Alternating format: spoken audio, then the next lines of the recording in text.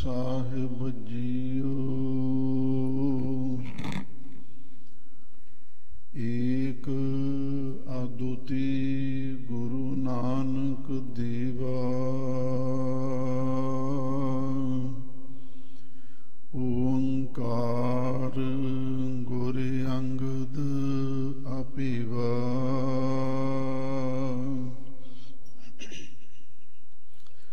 सतनाम गुर अमर प्यारे। करता रामदास गुर वारे। पुरख श्री अर्जन सुख दानी।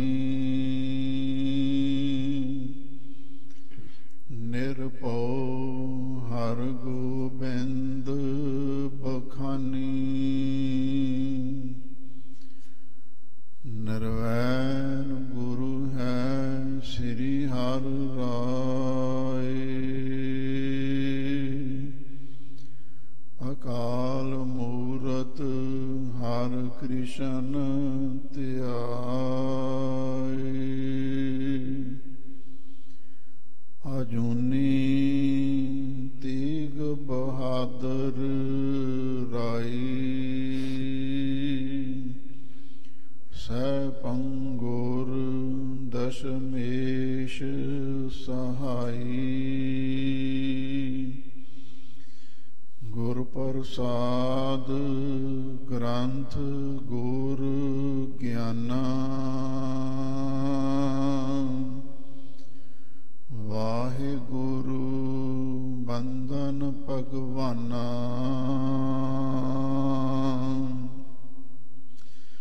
श्री गुरु शब्द कमाए जैन। जीते पांच बेकार। तिन संतन को वंदना। सिर चरणन पर तार। कहाँ बुद्ध प्रभु तुष हमारी। वर्ण सकै महिमा जो तिहारी। हम ना सकत कर सिफत तुम्हारी।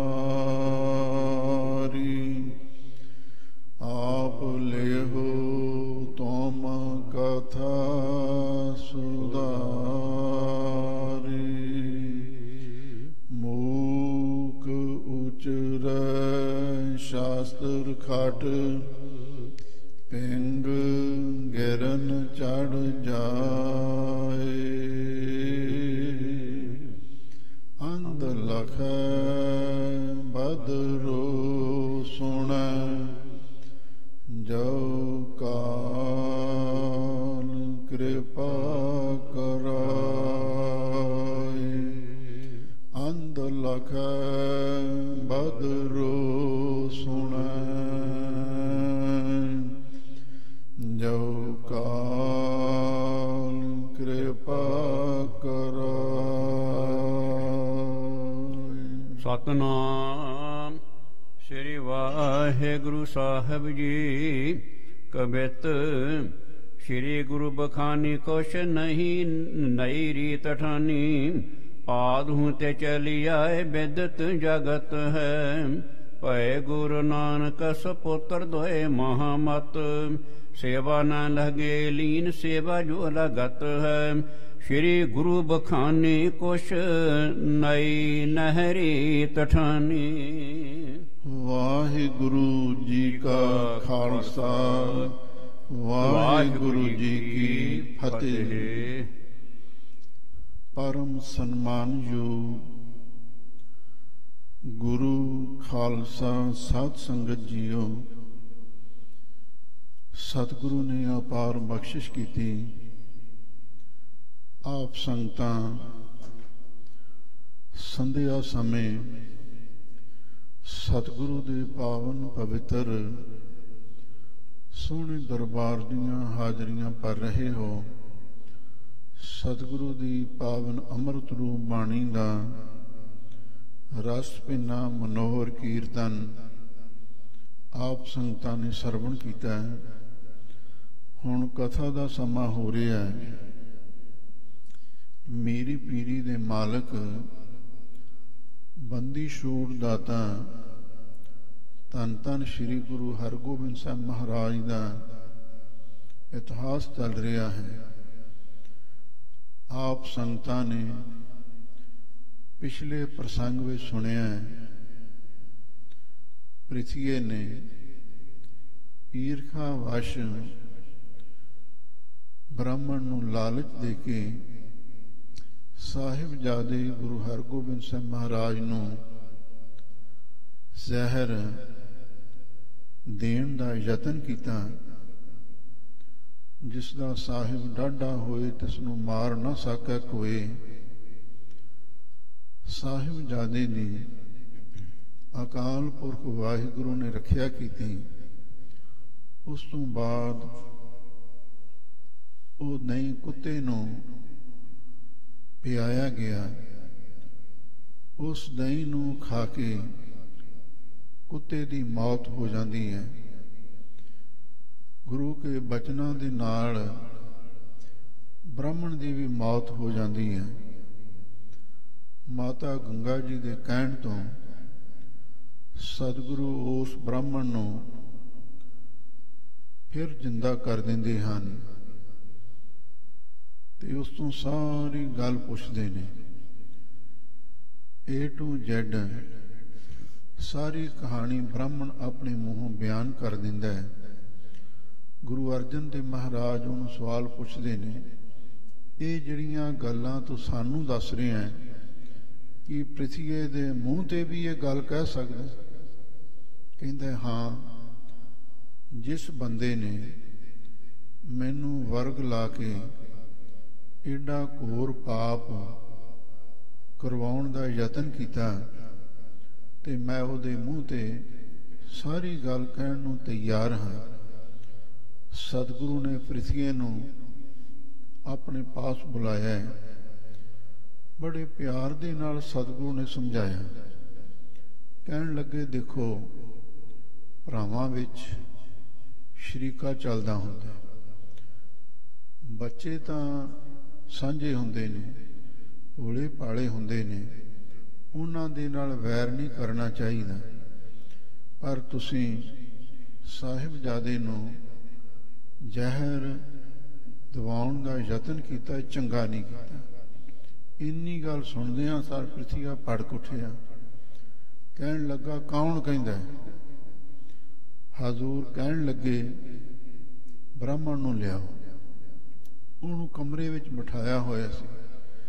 ਜਦੋਂ ਬ੍ਰਾਹਮਣ ਨੂੰ ਬਾਹਰ ਲਿਆਂਦਾ, ਉਸਨੇ ਭਰੀ ਸਭਾ ਦੇ ਵਿੱਚ, ਸੰਗਤਾਂ ਦੇ ਇਕੱਠ ਦੇ ਵਿੱਚ ਪ੍ਰਿਥੀਏ ਦੇ ਮੂੰਹ ਤੇ ਖਰੀਆਂ ਖਰੀਆਂ ਸੱਚੀਆਂ ਗੱਲਾਂ ਸੁਣਾ ਦਿੱਤੀਆਂ। ਬਈ ਤੂੰ ਵੇਖ, ਮੈਨੂੰ ਰਾਤ ਨੂੰ ਕਰ ਸਕਿਆ, ਮੈਨੂੰ ਲਾਲਚ ਦਿੱਤਾ, ਮੇਰੀ ਮੱਤ ਤੇ ਪਰਦਾ ਪਾਇਆ। ਇਸ ਘੋਰ ਪਾਪ ਲਈ ਤੂੰ ਵੀ ਜ਼ਿੰਮੇਦਾਰ ਹੈ, ਮੈਂ ਵੀ ਗੁਨਾਹਗਾਰ ਹਾਂ। ਤੇਰੇ ਕਹੇ ਤੋਂ ਮੈਂ ਸਾਰਾ ਕੁਝ ਕੀਤਾ ਹੈ। ਮੈਨੂੰ ਤੇ ਇਸ ਗੱਲ ਦੀ ਹੈਰਾਨੀ ਹੈ, ਤੂੰ ਗੁਰੂ ਦੀ ਕੁਲ ਵਿੱਚ ਜਨਮ ਕਿਵੇਂ ਲੈ ਲਿਆ? ਤੇਰੇ ਵਰਗੇ ਬੰਦੇ ਨੂੰ ਤਾਂ ਗੁਰੂ ਘਰ ਵਿੱਚ ਜਨਮ ਲੈਣਾ ਹੀ ਨਹੀਂ ਸੀ ਚਾਹੀਦਾ। ਤੂੰ ਤੇ ਗੁਰੂ ਦੀ ਕੁਲ ਨੂੰ ਕਲੰਕਿਤ ਕਰ ਦਿੱਤਾ। ਜਦੋਂ ਇਹ ਗੱਲਾਂ ਉਸਨੇ ਮੂੰਹ ਤੇ ਆਖੀਆਂ ਤਾਂ ਉਸ ਵੇਲੇ ਪ੍ਰਿਥੀਆ ਗੁੱਸੇ ਵਿੱਚ, ਹੰਕਾਰ ਦੇ ਵਿੱਚ ਰੌਲਾ ਪਾਉਣ ਲੱਗ ਪਿਆ। ਕਹਿਣ ਲੱਗਾ, ਹਾਂ, ਤੁਸੀਂ ਬ੍ਰਾਹਮਣ ਨੂੰ ਸਿਖਾ ਕੇ ਮੇਰੇ ਤੇ ਝੂਠੀ ਤੋਹਮਤ ਲਾ ਦਿੱਤੀ। ਹੁਣ ਉਹ ਪ੍ਰਿਥੀਏ ਦਾ ਤੇ ਗੁਰੂ ਮਹਾਰਾਜ ਦਾ ਸੰਵਾਦ ਚੱਲ ਰਿਹਾ। ਹੁਣ ਜਦੋਂ ਪ੍ਰਿਥੀਏ ਨੇ ਇਹ ਗੱਲ ਆਖੀ ਨਾ, ਬਈ ਅੱਗੇ ਤੇ ਮੈਂ ਚੁੱਪ ਸੀ, ਪਰ ਹੁਣ ਤੁਸੀਂ ਮੇਰੇ ਤੇ ਇਹ ਇਲਜ਼ਾਮ ਲਾ ਦਿੱਤਾ ਤੇ ਹੁਣ ਮੈਂ ਇਹਦਾ ਬਦਲਾ ਲੈ ਕੇ ਰਹਾਂਗਾ। ਪੁੱਤਰ ਸਮੇਤ ਤੁਹਾਨੂੰ ਸਾਰੇ ਪਰਿਵਾਰ ਨੂੰ ਜਿੰਨਾ ਚਿਰ ਮੈਂ ਜੇਲ੍ਹ ਵਿੱਚ ਬੰਦ ਨਹੀਂ ਕਰਵਾ ਦਿੰਦਾ ਜਾਂ ਮੌਤ ਦੀ ਸਜ਼ਾ ਨਹੀਂ ਦਵਾ ਦਿੰਦਾ, ਮੈਂ ਚੈਨ ਨਾਲ ਘਰ ਨਹੀਂ ਬੈਠਾਂਗਾ। ਇਹਦੀ ਇਹ ਗੱਲ ਸੁਣ ਕੇ ਗੁਰੂ ਮਹਾਰਾਜ ਅੱਗੋਂ ਕੀ ਆਖਦੇ ਨੇ, ਆਪ ਸੰਗਤਾਂ ਪ੍ਰੇਮ ਦੇ ਨਾਲ ਅਗਲਾ ਪ੍ਰਸੰਗ ਸੁਣੋ ਤੇ ਇੱਕ ਵਾਰ ਪਿਆਰ ਦੇ ਨਾਲ ਆਖੋ, ਸਤਿਨਾਮ ਸ੍ਰੀ ਵਾਹਿਗੁਰੂ ਸਾਹਿਬ ਜੀ। ਸ੍ਰੀ ਗੁਰੂ ਬਖਾਨੀ ਕੁਛ ਨਈ ਨਹਿਰੀ ਤਠਾਨੀ। ਗੁਰੂ ਅਰਜਨ ਦੇਵ ਮਹਾਰਾਜ ਕਹਿਣ ਲੱਗੇ ਰਸੀਏ ਨੂੰ, ਭਰਾਤਾ ਜੀ, ਜੋ ਗੁਰੂ ਮਹਾਰਾਜ ਨੇ ਬਚਨ ਕੀਤੇ ਨੇ ਉਹ ਕੋਈ ਨਵੀਂ ਮਰਜ਼ਾਦਾ ਨਹੀਂ ਉਹਨਾਂ ਨੇ ਚਲਾਈ। ਜੋ ਕੁਛ ਪਹਿਲਾਂ ਆਦਿ ਕਾਲ ਤੋਂ ਚਲੀ ਆ ਰਹੀ ਮਰਜ਼ਾਦਾ ਸੀ ਤੇ ਉਹਦੇ ਅਨੁਸਾਰ ਹੀ ਸਾਰਾ ਕੁਛ ਕੀਤਾ ਹੈ। ਆਦਿ ਹੂੰ ਤੇ ਚਲੀ ਆਏ ਬਿਦਤ ਜਗਤ ਹੈ। ਇਹ ਜਿਹੜੀ ਰੀਤੀ ਹੈ, ਮਰਜ਼ਾਦਾ ਹੈ, ਆਦਿ ਤੋਂ ਹੀ ਚਲੀ ਆਏ, ਸ਼ੁਰੂ ਤੋਂ ਚਲੀ ਆ ਰਹੀ ਹੈ ਤੇ ਸਾਰੇ ਸੰਸਾਰ ਵਿੱਚ ਬੜੀ ਪ੍ਰਸਿੱਧ ਹੈ। ਭਏ ਗੁਰੂ ਨਾਨਕ ਸਪੁੱਤਰ ਦੋਏ ਮਹਾਮਤ। ਦੇਖੋ ਗੁਰੂ ਨਾਨਕ ਸਾਹਿਬ ਸੱਚੇ ਪਾਤਸ਼ਾਹ ਜ਼ਾਹਰ ਪੀਰ ਜਗਤ ਗੁਰੂ ਬਾਬਾ ਸਾਡੇ ਸਿੱਖਾਂ ਦੇ ਪ੍ਰਥਮ ਗੁਰੂ ਹੋਏ ਨੇ। ਉਹਨਾਂ ਦੇ ਵੀ ਦੋ ਸਾਹਿਬਜ਼ਾਦੇ ਸਨ, ਬਾਬਾ ਸ਼੍ਰੀ ਚੰਦ ਜੀ, ਬਾਬਾ ਲਖਮੀ ਦਾਸ ਜੀ, ਬੜੇ ਬੁੱਧੀਵਾਨ ਸਨ।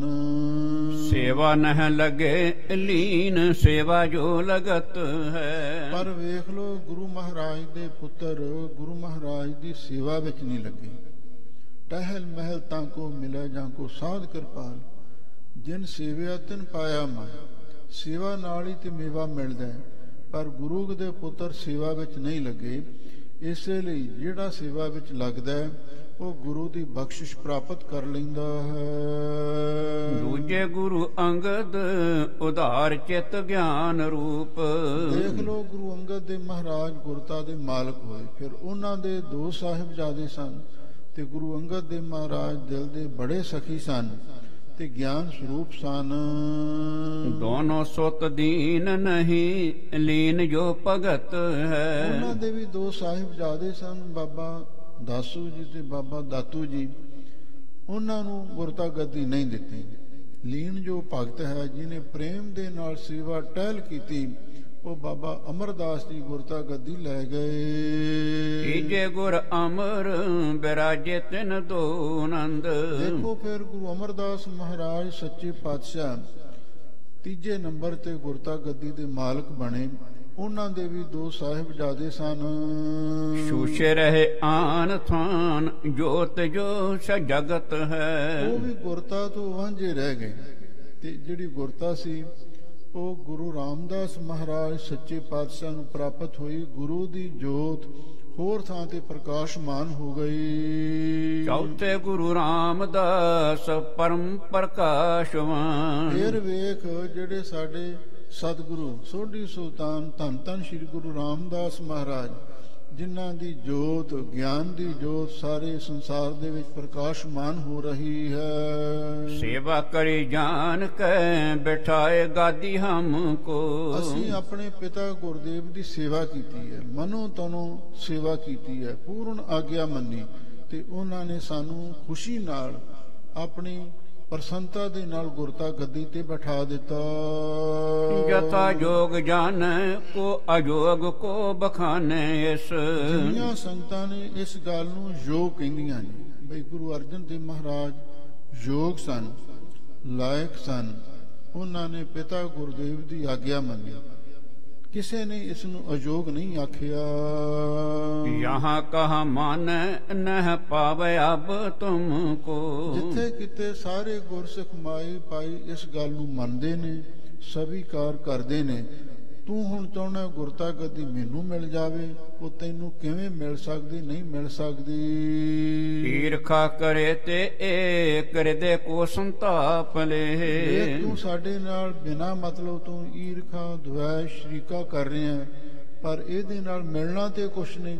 ਤੇਰੇ ਹਿਰਦੇ ਨੂੰ ਸੰਤਾਪ ਹੀ ਸਾੜਾ ਹੀ ਅੱਗੇ ਲੱਗੇਗਾ। ਈਰਖਾ ਦੇ ਨਾਲ ਆਪਣਾ ਹੀ ਮਨ ਹਿਰਦਾ ਤਪਦਾ ਰਹਿੰਦਾ ਹੈ। ਦੇਖ ਦੇਖ ਪਾਏ ਦੁੱਖ ਪਾਏ ਨਹੀਂ ਸਮ ਕੋ। ਤੂੰ ਵੇਖ ਵੇਖ ਕੇ ਸਾਨੂੰ ਐਵੇਂ ਦੁਖੀ ਹੋਈ ਜਾਂਦਾ। ਤੂੰ ਸਾਡੀ ਬਰਾਬਰੀ ਤੇ ਕਰ ਨਹੀਂ ਸਕਦਾ, ਕਿਉਂਕਿ ਗੁਰੂ ਦੀ ਬਖਸ਼ਿਸ਼ ਜਿੱਥੇ ਹੋਵੇ ਕੋਈ ਨਾ ਪਹੁੰਚਨਹਾਰਾ ਦੂਜਾ ਆਪਣੇ ਸਾਹਿਬ ਕਾ ਪ੍ਰਵਾਸਾ, ਉਹਦਾ ਕੋਈ ਵੀ ਮੁਕਾਬਲਾ ਨਹੀਂ ਕਰ ਸਕਦਾ। ਯਤਨ ਅਨੇਕ ਤੇ ਵਿਵੇਕਹੀਨ ਗੁਰੂ ਹਵੈ ਨ। ਬਈ ਜੇ ਵਿਵੇਕ ਤੋਂ ਹੀਣੇ ਅਗਿਆਨੀ ਪੁਰਸ਼ ਨੇ ਅਨੇਕਾਂ ਯਤਨ ਕਰ ਲੈਣ, ਉਹ ਕਦੇ ਗੁਰੂ ਨਹੀਂ ਬਣ ਸਕਦੇ। ਕੈਸੇ ਭਾਰ ਧਾਰ ਹੈ ਵਿਚਾਰ ਤਿਆਗ ਗਮ ਕੋ। ਜਿਹੜੇ ਵਿਵੇਕ ਤੋਂ ਗਿਆਨ ਤੋਂ ਸਖਣੇ ਨੇ, ਜਿਹੜੇ ਅਨੁਭਵੀ ਗਿਆਨ ਤੋਂ ਖਾਲੀ ਨੇ, ਉਹ ਕਿਵੇਂ ਗੁਰਤਾ ਦੇ ਪਾਰ ਨੂੰ ਸਹਾਰ ਸਕਦੇ ਨੇ? ਇਸ ਗੱਲ ਨੂੰ ਵਿਚਾਰ। ਤੇ ਜਿਹੜਾ ਤੂੰ ਇਹਨਾਂ ਗਮ ਤੌਖਲਾ ਕਰ ਰਿਹਾ ਹੈ ਬਈ ਇਹ ਮੈਨੂੰ ਗੁਰਤਾ ਗੱਦੀ ਕਿਉਂ ਨਹੀਂ ਮਿਲੀ, ਇਸ ਗੱਲ ਦਾ ਗਮ ਛੱਡ ਦੇ। ਸੁਣ ਕੈ ਸੋ ਪਾਇਓ ਦੁਖ ਬੋਲਿਓ ਕਰ ਲਾਲ ਮੁਖ। ਜਦੋਂ ਗੁਰੂ ਅਰਜਨ ਦੇਵ ਮਹਾਰਾਜ ਨੇ ਇਹਨੂੰ ਇਹ ਬਚਨ ਕਹੇ ਨਾ, ਤੇ ਸੁਣ ਕੇ ਬੜਾ ਇਸ ਨੇ ਦੁੱਖ ਪ੍ਰਾਪਤ ਕੀਤਾ ਤੇ ਮੂੰਹ ਲਾਲ ਕਰਕੇ ਬੜੇ ਗੁੱਸੇ ਦੇ ਵਿੱਚ ਅੱਗੋਂ ਬੋਲਣ ਲੱਗਿਆ। ਬੈਠਣ ਨਾ ਦਿਉ ਸੁਖ ਬਾਤ ਜੋ ਬਣਾਈ ਅਬ। ਕਹਿੰਦਾ ਜਿਹੜੀ ਤੁਸੀਂ ਹੁਣ ਗੱਲ ਬਣਾਈ ਹੈ ਨਾ, ਮੈਨੂੰ ਬਦਨਾਮ ਕਰਨ ਦੇ ਲਈ ਸਾਜ਼ਿਸ਼ ਘੜੀ ਹੈ, ਤੇ ਮੈਂ ਵੀ ਤੁਹਾਨੂੰ ਸੁਖ ਦੇ ਨਾਲ ਬੈਠਣ ਨਹੀਂ ਦੇਵਾਂਗਾ। ਲਗੁਨ ਕੇ ਪਾਸ ਤੇ ਖਸੋਟ ਤੋ ਜੋ ਬਲੀ ਹੋਏ। ਸਾਨੂੰ ਇਸ ਗੱਲ ਦਾ ਤੇ ਪਤਾ ਹੈ ਨਾ ਵੀ ਜਿਹੜੇ ਛੋਟੇ ਹੁੰਦੇ ਨੇ ਤੇ ਉਹਨਾਂ ਦੇ ਕੋਲੋਂ ਜਿਹੜੇ ਵੱਡੇ ਹੁੰਦੇ ਨੇ ਤੇ ਤਕੜੇ ਹੁੰਦੇ ਨੇ ਭਰਾ, ਉਹ ਉਹਨਾਂ ਦੇ ਕੋਲੋਂ ਜ਼ਬਰਦਸਤੀ ਵੀ ਕਈ ਚੀਜ਼ਾਂ ਖੋਹ ਲੈਂਦੇ ਹੁੰਦੇ ਹਨ। ਜੈਸੇ ਕੈਸੇ ਮਾਰ ਲੈ ਤੂੰ ਜਾਣਤ ਹੈ ਲੋਕ ਸਭ। ਜਿਹੜੇ ਤਕੜੇ ਹੁੰਦੇ ਨੇ, ਵੱਡੇ ਭਰਾ ਹੁੰਦੇ ਨੇ, ਜਿਵੇਂ ਕਿਵੇਂ ਛੋਟਿਆਂ ਨੂੰ ਮਾਰ ਲੈਂਦੇ ਨੇ, ਭਾਵ ਉਹਨਾਂ ਨੂੰ ਕਾਬੂ ਕਰ ਲੈਂਦੇ ਨੇ। ਇਸ ਗੱਲ ਨੂੰ ਸਾਰਾ ਸੰਸਾਰ ਜਾਣਦਾ ਹੈ। ਪਿਤਾ ਕੀ ਕਰੀ ਕੋ ਫੇਰ ਦੇਤ ਹੈ ਸੋ ਬਲ ਪਾਏ। ਤੇ ਜਿਹੜੇ ਵੱਡੇ ਨੇ, ਤਕੜੇ ਹੁੰਦੇ ਨੇ, ਸਟਰੋਂਗ ਹੁੰਦੇ ਨੇ, ਉਹ ਪਿਤਾ ਦੀ ਕੀਤੀ ਨੂੰ ਵੀ ਬਦਲ ਦਿੰਦੇ ਨੇ। ਉਹ ਆਪਣੇ ਜ਼ੋਰ ਦੇ ਨਾਲ ਜ਼ਬਰਦਸਤੀ ਕਰਕੇ ਕੁਝ ਦਾ ਕੁਝ ਕਰ ਦਿੰਦੇ ਹਨ। ਇਸੇ ਅਨੁਸਾਰ ਬਨ ਜਾਤ ਹੈ ਕਹੇ ਜੋ ਸਭ। ਲੋ ਜਿਹੜੇ ਕਹਿੰਦੇ ਨੇ ਵੀ ਉਹ ਤਗੜਾ ਹੁੰਦਾ ਹੈ ਤੇ ਫਿਰ ਸਾਰੇ ਉਹ ਕਹਿੰਦਾ ਸਖਤੇ ਦਾ ਸਤੀ ਵੀ 100, ਸਾਰੇ ਉਹਦੇ ਅਨਸਾਰੀ ਬਣ ਜਾਂਦੇ ਨੇ। ਤੇ ਜਿਹੜੇ ਉਹਦੇ ਖਿਲਾਫ ਵੀ ਹੁੰਦੇ ਨੇ, ਰਿਸ਼ਤੇਦਾਰ ਸਾਕ ਸੰਬੰਧੀ, ਜਦੋਂ ਕੋਈ ਕਿਸੇ ਨਾਲ ਧੱਕਾ ਕਰਦਾ ਹੈ ਨਾ, ਛੋਟੇ ਭਰਾਵਾਂ ਨਾਲ ਵੱਡਾ ਕੋਈ ਜ਼ਬਰਦਸਤੀ ਕਰਦਾ ਹੈ, ਤੇ ਫਿਰ ਉਹ ਡਰਦੇ ਮਾਰੇ ਵੱਡੇ ਦੇ ਅਨਸਾਰ ਹੋ ਜਾਂਦੇ ਹਨ। ਨਿਬਲ ਪੈ ਸ਼ੋਰੈ ਕੌਣ ਮੈਂ ਤੋ ਰਹਿਓ ਮੌਨ ਧਰ। ਪ੍ਰਿਥਿਆ ਹੰਕਾਰ ਵਿੱਚ ਗੁੱਸੇ ਵਿੱਚ ਆ ਕੇ ਕਹਿੰਦਾ ਵੀ ਜਿਹੜਾ ਕਮਜ਼ੋਰ ਹੁੰਦਾ ਤੇ ਉਹਦੇ ਕੋਲ ਕਿਹੜੀ ਚੀਜ਼ ਕੌਣ ਛੱਡਦਾ ਹੁੰਦਾ? ਮੈਂ ਤੇ ਹੁਣ ਤੱਕ ਚੁੱਪ ਹੀ ਰਿਹਾ ਹਾਂ, ਭਲਮਾਨ ਸੀ ਤੁਹਾਡੇ ਨਾਲ ਵਰਤੀ ਹੈ। ਦੇਖ ਹੈ ਤਮਾਸ਼ੋ ਅਬ ਜੋਰ ਕਰ ਲਿਓ ਜਬ। ਹੁਣ ਮੈਂ ਆਪਣਾ ਪੂਰਾ ਜ਼ੋਰ ਲਾਵਾਂਗਾ, ਪੂਰਾ ਟਿੱਲ ਲਾਵਾਂਗਾ, ਤੇ ਹੁਣ ਤੁਸੀਂ ਦੇਖਿਓ ਤਮਾਸ਼ਾ ਕੀ ਬਣਦਾ ਹੈ। ਹੁਣ ਮੈਂ ਇਸ ਗੱਲ ਦਾ ਬਦਲਾ ਲਵਾਂਗਾ। ਤੁਸੀਂ ਮੇਰੇ ਤੇ ਜੋ ਝੂਠੇ ਦੋਸ਼ ਲਾਏ ਨੇ ਵੀ ਤੂੰ ਸਾਹਿਬਜ਼ਾਦੇ ਨੂੰ ਜ਼ਹਿਰ ਦਿੱਤੀ ਹੈ, ਇਹਦਾ ਬਦਲਾ ਹੁਣ ਮੈਂ ਕੀ ਲਵਾਂਗਾ। ਬਲੀ ਜੇ ਅਨੀਤ ਕਰੇ ਮਤ ਵਿਪਰੀਤ ਧਰੈ। ਅੱਗੋਂ ਗੁਰੂ ਅਰਜਨ ਦੇਵ ਮਹਾਰਾਜ ਕਹਿਣ ਲੱਗੇ ਪ੍ਰਿਥਵੀ ਨੂੰ, ਠੀਕ ਹੈ ਤੂੰ ਵੱਡਾ ਹੈ, ਤੂੰ ਆਪਣੇ ਆਪ ਨੂੰ ਤਕੜਾ ਵੀ ਸਮਝਦਾ, ਪਰ ਜੇ ਕੋਈ ਤਕੜਾ ਹੋ ਕੇ, ਬਲਵਾਨ ਹੋ ਕੇ ਕੋਈ ਬੇਇਨਸਾਫੀ ਕਰਦਾ ਹੈ ਤੇ ਉਲਟੀ ਮਤ ਨੂੰ ਧਾਰਨ ਕਰ ਲੈਂਦਾ ਹੈ। ਤਾਂ ਕੋ ਪ੍ਰਭੂ ਹਰੈ ਹਾਰ ਜਾਤ ਹੈ ਹੰਕਾਰ ਤੇ। ਉਹਨੂੰ ਫਿਰ ਵਾਹਿਗੁਰੂ ਪਰਮੇਸ਼ਰ ਮਾਰਦਾ ਹੈ। ਰੱਬ ਦੀ ਮਾਰ ਬਹੁਤ ਜ਼ਬਰਦਸਤ ਹੁੰਦੀ ਹੈ। ਹਾਰ ਜਾਤ ਹੈ ਹੰਕਾਰ ਕੇ। ਜਿਹੜਾ ਵੱਡਾ ਹੁੰਦਾ ਹੈ, ਵੱਡੇ ਵੱਡੇ ਜੋ ਦਿਸਾ ਲੋਕ, ਮਾਇਆ ਤਾਰੀ ਹੰਕਾਰੀ ਪੁਰਸ਼, ਉਹ ਹੰਕਾਰ ਦੇ ਨਾਲ ਹੀ ਹਾਰ ਜਾਂਦੇ ਹਨ। ਭਇਓ ਹਰਣਾਖਸ਼ ਪ੍ਰਹਲਾਦ ਸੋ ਵਿਰੋਧੀ ਬੜੋ। ਵੇਖੋ ਪੁਰਾਣਾ ਇਤਿਹਾਸ ਪੜੋ। ਹਰ ਜੁਗ ਜੁਗ ਭਗਤੋ ਪਾਇਆ, ਪੈਜ ਰਖਦਾ ਆਇਆ ਰਾਮ ਰਾਜੇ। ਹਰਨਾਖਸ਼ ਦੁਸ਼ਟ ਹਰ ਮਾਰਿਆ, ਪ੍ਰਹਲਾਦ ਤਰਾਇਆ। ਹਰਨਾਕਸ਼ ਵੇਖ ਲੋ, ਪ੍ਰਹਲਾਦ ਆਪਣੇ ਪੁੱਤਰ ਦਾ ਵੱਡਾ ਵਿਰੋਧੀ ਦੁਸ਼ਮਣ ਬਣ ਗਿਆ। ਇੰਦਰ ਕੋ ਨਿਕਾਸ ਦੀਨ ਆਜੋਧ ਪ੍ਰਹਾਰ ਤੇ। ਉਹ ਕਿੰਨਾ ਸ਼ਕਤੀਸ਼ਾਲੀ ਸੀ ਹਰਨਾਕਸ਼ ਜੀ ਨੇ, ਸ਼ਸਤਰਾਂ ਦੇ ਵਾਰ ਕਰਕੇ ਇੰਦਰ ਦੇਵਤਿਆਂ ਦੇ ਪਾਤਸ਼ਾਹ ਨੂੰ ਵੀ ਸਵਰਗ ਦੇ ਵਿੱਚੋਂ ਬਾਹਰ ਕੱਢ ਦਿੱਤਾ ਸੀ। ਸਹਿ ਨਾ ਸਕੇ ਜਗਤੇਸ਼ ਨਰ ਸਿੰਘ ਭਇਓ। ਹਰਨਾਕਸ਼ ਦੇ ਜ਼ੁਲਮ ਨੂੰ ਵਾਹਿਗੁਰੂ ਸਹਾਰ ਨਹੀਂ ਸਕਿਆ ਤੇ ਹਰਨਾਕਸ਼ ਨੂੰ ਮਾਰਨ ਦੇ ਲਈ ਫਿਰ ਵਾਹਿਗੁਰੂ ਪਰਮੇਸ਼ਰ ਨੇ ਨਰਸਿੰਘ ਦਾ ਰੂਪ ਧਾਰਨ ਕੀਤਾ। ਲਾਗੀ ਨਾ ਬਿਲੰਬ ਕੁਛ ਨਖਨ ਸੋ ਮਾਰਤੇ। ਤੇ ਹਰਨਾਕਸ਼ ਨੂੰ ਨੌਂਦਰਾਂ ਦੇ ਨਾਲ ਹੀ ਪਾੜ ਕੇ ਢਿੱਡ ਮਾਰ ਦਿੱਤਾ। ਕੋਈ ਇਸ ਗੱਲ ਨੂੰ ਬਹੁਤੀ ਦੇਰ ਨਹੀਂ ਲੱਗੀ। ਬਹੁਰ ਸੋ ਗਰੀਬ ਸੰਗ ਬਾਲੀ ਬਾਲਕੀਨ ਮਹਾ। ਫੇਰ ਦੇਖ ਲੋ, ਬਾਲੀ ਤੇ ਸੁਗਰੀਵ ਦੋਨੇ ਭਰਾ ਹੀ ਸਨ। ਬਾਲੀ ਵੱਡਾ ਸੀ, ਤਕੜਾ ਸੀ। ਉਹਨੇ ਸੁਗਰੀਵ ਦੇ ਨਾਲ ਧੱਕਾ ਕੀਤਾ, ਬੇਇਨਸਾਫੀ ਕੀਤੀ। ਰਾਮਚੰਦ ਆਗੇ ਨਹੀਂ ਅਟਕਿਓ ਬਿਦਾਰ ਤੇ। ਪਰ ਜਦੋਂ ਰਾਮਚੰਦਰ ਜੀ ਦੇ ਸਾਹਮਣੇ ਬਾਲੀ ਦਾ ਮੁਕਾਬਲਾ ਹੋਇਆ ਤੇ ਫਿਰ ਸਾਹਮਣੇ ਅਟਕ ਨਹੀਂ ਸਕਿਆ ਤੇ ਉਹਨੂੰ ਨਾਸ਼ ਕਰ ਦਿੱਤਾ ਗਿਆ। ਕਪਟ ਪਰਬੀਨ ਇਹ ਪ੍ਰਾਤਨ ਕਹਾਣੀ ਸੁਣ। ਉਹਨੂੰ ਪ੍ਰਿਥਵੀਆਂ ਨੂੰ ਕਹਿੰਦੇ ਤੂੰ ਛਲ ਬਲ ਦੇ ਵਿੱਚ ਬੜਾ ਪਰਬੀਨ ਹੈ, ਬੜਾ ਚਤਰ ਹੈ, ਬੜਾ ਸ਼ਾਤਰ ਦਿਮਾਗ ਦਾ ਮਾਲਕ ਹੈ। ਆ ਦੇਖ ਪੁਰਾਣੀਆਂ ਕਹਾਣੀਆਂ ਸਾਖੀਆਂ ਤੈਨੂੰ ਦੱਸਦੀਆਂ, ਸੁਣ ਧਿਆਨ ਦੇ ਨਾਲ। ਔਰ ਭਇਓ ਰਾਵਣ ਵਿਸ਼ਾਲ ਬਲਵਾਨ ਹੈ। ਫਿਰ ਵੇਖ ਲੋ ਤ੍ਰੇਤੇ ਯੁੱਗ ਦੇ ਵਿੱਚ ਜਿਹੜਾ ਰਾਵਣ ਲੰਕਾ ਦਾ ਰਾਜਾ ਹੋਇਆ ਤੇ ਬੜਾ ਸ਼ਕਤੀਸ਼ਾਲੀ ਰਾਜਾ ਹੋਇਆ।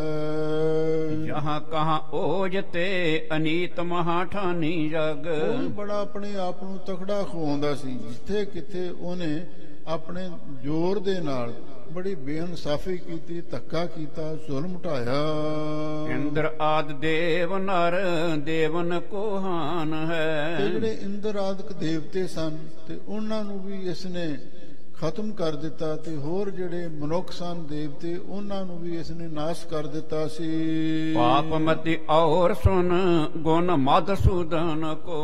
ਲੋ ਇਹ ਕਹਿੰਦੇ ਉਸ ਮਧਸੂਦਨ ਜੋ ਮਧੂ ਦੈਂਤ ਨੂੰ ਕੱਟਣ ਵਾਲਾ ਹੈ, ਵਿੱਚੋਂ ਛੱਡ ਤਾਂ ਨਹੀਂ ਲਿਆ, ਦੋ ਪੰਕਤੀਆਂ ਰਹਿ ਗਈਆਂ। ਤਾਪਸੀ ਸੁਬੇਸ਼ ਧਰ ਰਾਗਵ ਵਿਸ਼ੇਸ਼ ਬਲ। ਫੇਰ ਦੇਖ ਲੋ ਜਦੋਂ ਰਾਮਚੰਦਰ ਜੀ ਬਣਵਾਸ ਨੂੰ ਗਏ ਸਨ, ਤਪਸਵੀ ਦਾ ਰੂਪ ਧਾਰਨ ਕਰਕੇ ਜੰਗਲ ਦੇ ਵਿੱਚ ਚਲੇ ਗਏ। ਕਟੰਬ ਅਸ਼ੇਸ਼ ਜੁਤ ਕੀਨ ਅਵਸਾਨ ਹੈ। ਦੇਖ ਲੋ ਜਿਹੜਾ ਰਾਵਣ ਆਪਣੇ ਆਪ ਨੂੰ ਵੱਡਾ ਸ਼ਕਤੀਸ਼ਾਲੀ ਅਖਵਾਉਂਦਾ ਸੀ ਤੇ ਬੜਾ ਹੰਕਾਰੀ ਸੀ ਤੇ ਸਣੇ ਪਰਿਵਾਰ ਦੇ ਉਹਨਾਂ ਨੇ ਅੰਤ ਕਰ ਦਿੱਤਾ। ਗੰਜਨ ਗਰਭ ਰਿਤ ਭੰਜਨ ਬਿਲੰਦ ਓਜ। ਦੇਖ ਲੋ ਵਾਹਿਗੁਰੂ ਪਰਮੇਸ਼ਰ ਦਾ ਇਹ ਸੁਭਾਅ ਹੈ ਗੰਜਨ ਗਰਭ, ਉਹ ਹੰਕਾਰ ਨੂੰ ਕੱਟਦਾ। ਰਿਤ ਭੰਜਨ ਬਿਲੰਦ ਓਜ, ਤੇ ਵੈਰੀਆਂ ਨੂੰ ਨਾਸ਼ ਕਰਨ ਉਹਦਾ ਬਲ, ਪਰਮੇਸ਼ਰ ਦੀ ਸ਼ਕਤੀ ਬਹੁਤ ਮਹਾਨ ਹੈ। ਤੇ ਨਾਲ ਅੱਗੇ ਫਰਮਾਉਂਦੇ ਹਨ, ਰੰਜਨ ਭਗਤ ਮਧਸੂਦਨ ਕੀ ਬਾਨ ਹੈ। ਇਹ ਪਰਮੇਸ਼ਰ ਦਾ ਸੁਭਾਅ ਹੈ, ਉਹ ਭਗਤਾਂ ਨੂੰ ਖੁਸ਼ ਰੱਖਦਾ ਹੈ ਤੇ ਜਿਹੜੇ ਭਗਤਾਂ ਦੇ ਦੁਸ਼ਮਣ ਨੇ, ਨਿੰਦਕ ਨੇ, ਦੋਖੀ ਨੇ, ਉਹਨਾਂ ਨੂੰ ਸਜ਼ਾਵਾਂ ਦਿੰਦਾ ਹੈ। ਪਾਪਮਤੀ ਔਰ ਸੁਨ ਗੁਣ ਮਧਸੂਦਨ ਕੋਏ। ਪਾਪਾਂ ਵਾਲੀ ਮੱਤ ਵਾਲਿਆ ਪ੍ਰਿਥਵੀ ਨੂੰ ਕਹਿੰਦੇ ਨੇ, ਉਹ ਪਾਪਾਂ ਵਾਲੀ ਮੱਤ ਵਾਲਿਆ ਹੋਰ ਸੁਣ ਵਾਹਿਗੁਰੂ ਦੇ ਕੈਸੇ ਗੁਣ ਹਨ। ਭਵ ਹੈ ਦੁਰਯੋਧਨ ਨਰੇਸ਼ ਕੌਰਵਾਨ ਕੋ। ਦੇਖ ਜਿਹੜੇ ਕੈਰਵ ਹੋਏ ਨੇ ਨਾ, ਉਹਨਾਂ ਦਾ ਰਾਜਾ ਇੱਕ ਦੁਰਯੋਧਨ ਹੋਇਆ। ਤੂੰ ਉਹਦੀ ਵੀ ਸਾਖੀ ਇਤਿਹਾਸ ਜ਼ਰੂਰ ਪੜਿਆ ਹੋਵੇਗਾ। ਪਾਂਡਵ ਨਕਾਰ ਕੈ ਅਹੰਕਾਰ ਕੋ ਉਦਾਰ ਕਰ। ਉਹ ਵੀ ਆਪਣੇ ਆਪ ਨੂੰ ਬੜਾ ਤਕੜਾ ਸਮਝਦਾ ਸੀ। ਦੁਰਯੋਧਨ ਨੇ ਪਾਂਡਵਾਂ ਨੂੰ ਕੱਢ ਕੇ ਤੇ ਬਹੁਤਾ ਹੰਕਾਰ ਮਨ ਵਿੱਚ ਧਾਰਨ ਕੀਤਾ। ਸਾਰੋ ਰਾਜ ਲੀਨ ਜਾਣੇ ਮੋਹਿ ਨਾ ਸਮਾਨ ਕੋ। ਤੇ ਸਾਰਾ ਰਾਜ ਪਾਂਡਵਾਂ ਦਾ ਖੋਹ ਲਿਆ। ਜੂਆ ਖੇਡਣ ਦੇ ਸਮੇਂ ਸਭ ਕੁਝ ਹਾਰ ਗਏ ਸਨ ਪਾਂਡਵ। ਤੇ ਫਿਰ ਦੁਰਯੋਧਨ ਕਹਿੰਦਾ ਹੁਣ ਮੇਰੇ ਵਰਗਾ ਕੋਈ ਹੋਰ ਸੂਰਮਾ ਨਹੀਂ ਹੈ। ਬਾਲ ਤੇ ਅਨੀਤ ਕਰ ਬੁੱਧ ਵਿਪਰੀਤ ਕਰ। ਉਹਨੇ ਜ਼ਬਰਦਸਤੀ ਕੀਤੀ, ਬੇਇਨਸਾਫੀ ਕੀਤੀ, ਜ਼ੁਲਮ ਢਾਇਆ, ਵਿਪਰੀਤ ਬੁੱਧੀ ਨੂੰ ਧਾਰਨ ਕਰ ਲਿਆ। ਭਾਣਜ ਕੋ ਮੀਤ ਕਰ ਮਹਾ ਮਨ ਮਾਨ ਕੋ। ਤੇ ਆਪਣੇ ਭਾਣਜੇ ਕਰਨ ਨੂੰ ਆਪਣਾ ਮਿੱਤਰ ਬਣਾ ਲਿਆ ਤੇ ਫਿਰ ਇਸ ਤਰ੍ਹਾਂ ਬਹੁਤਾ ਹੰਕਾਰ ਮਨ ਵਿੱਚ ਧਾਰਨ ਕਰ ਲਿਆ। ਜੰਗ ਵਿੱਚ ਹਾਰਿਓ ਮਾਰ ਡਾਰਿਓ ਨਾ ਸੰਭਾਰਿਓ ਬਲ। ਪਰ ਜਦੋਂ ਜੰਗ ਹੋਇਆ, ਜੰਗ ਦੇ ਵਿੱਚ ਦੁਰਯੋਧਨ ਹਾਰ ਗਿਆ ਤੇ ਮਾਰਿਆ ਗਿਆ।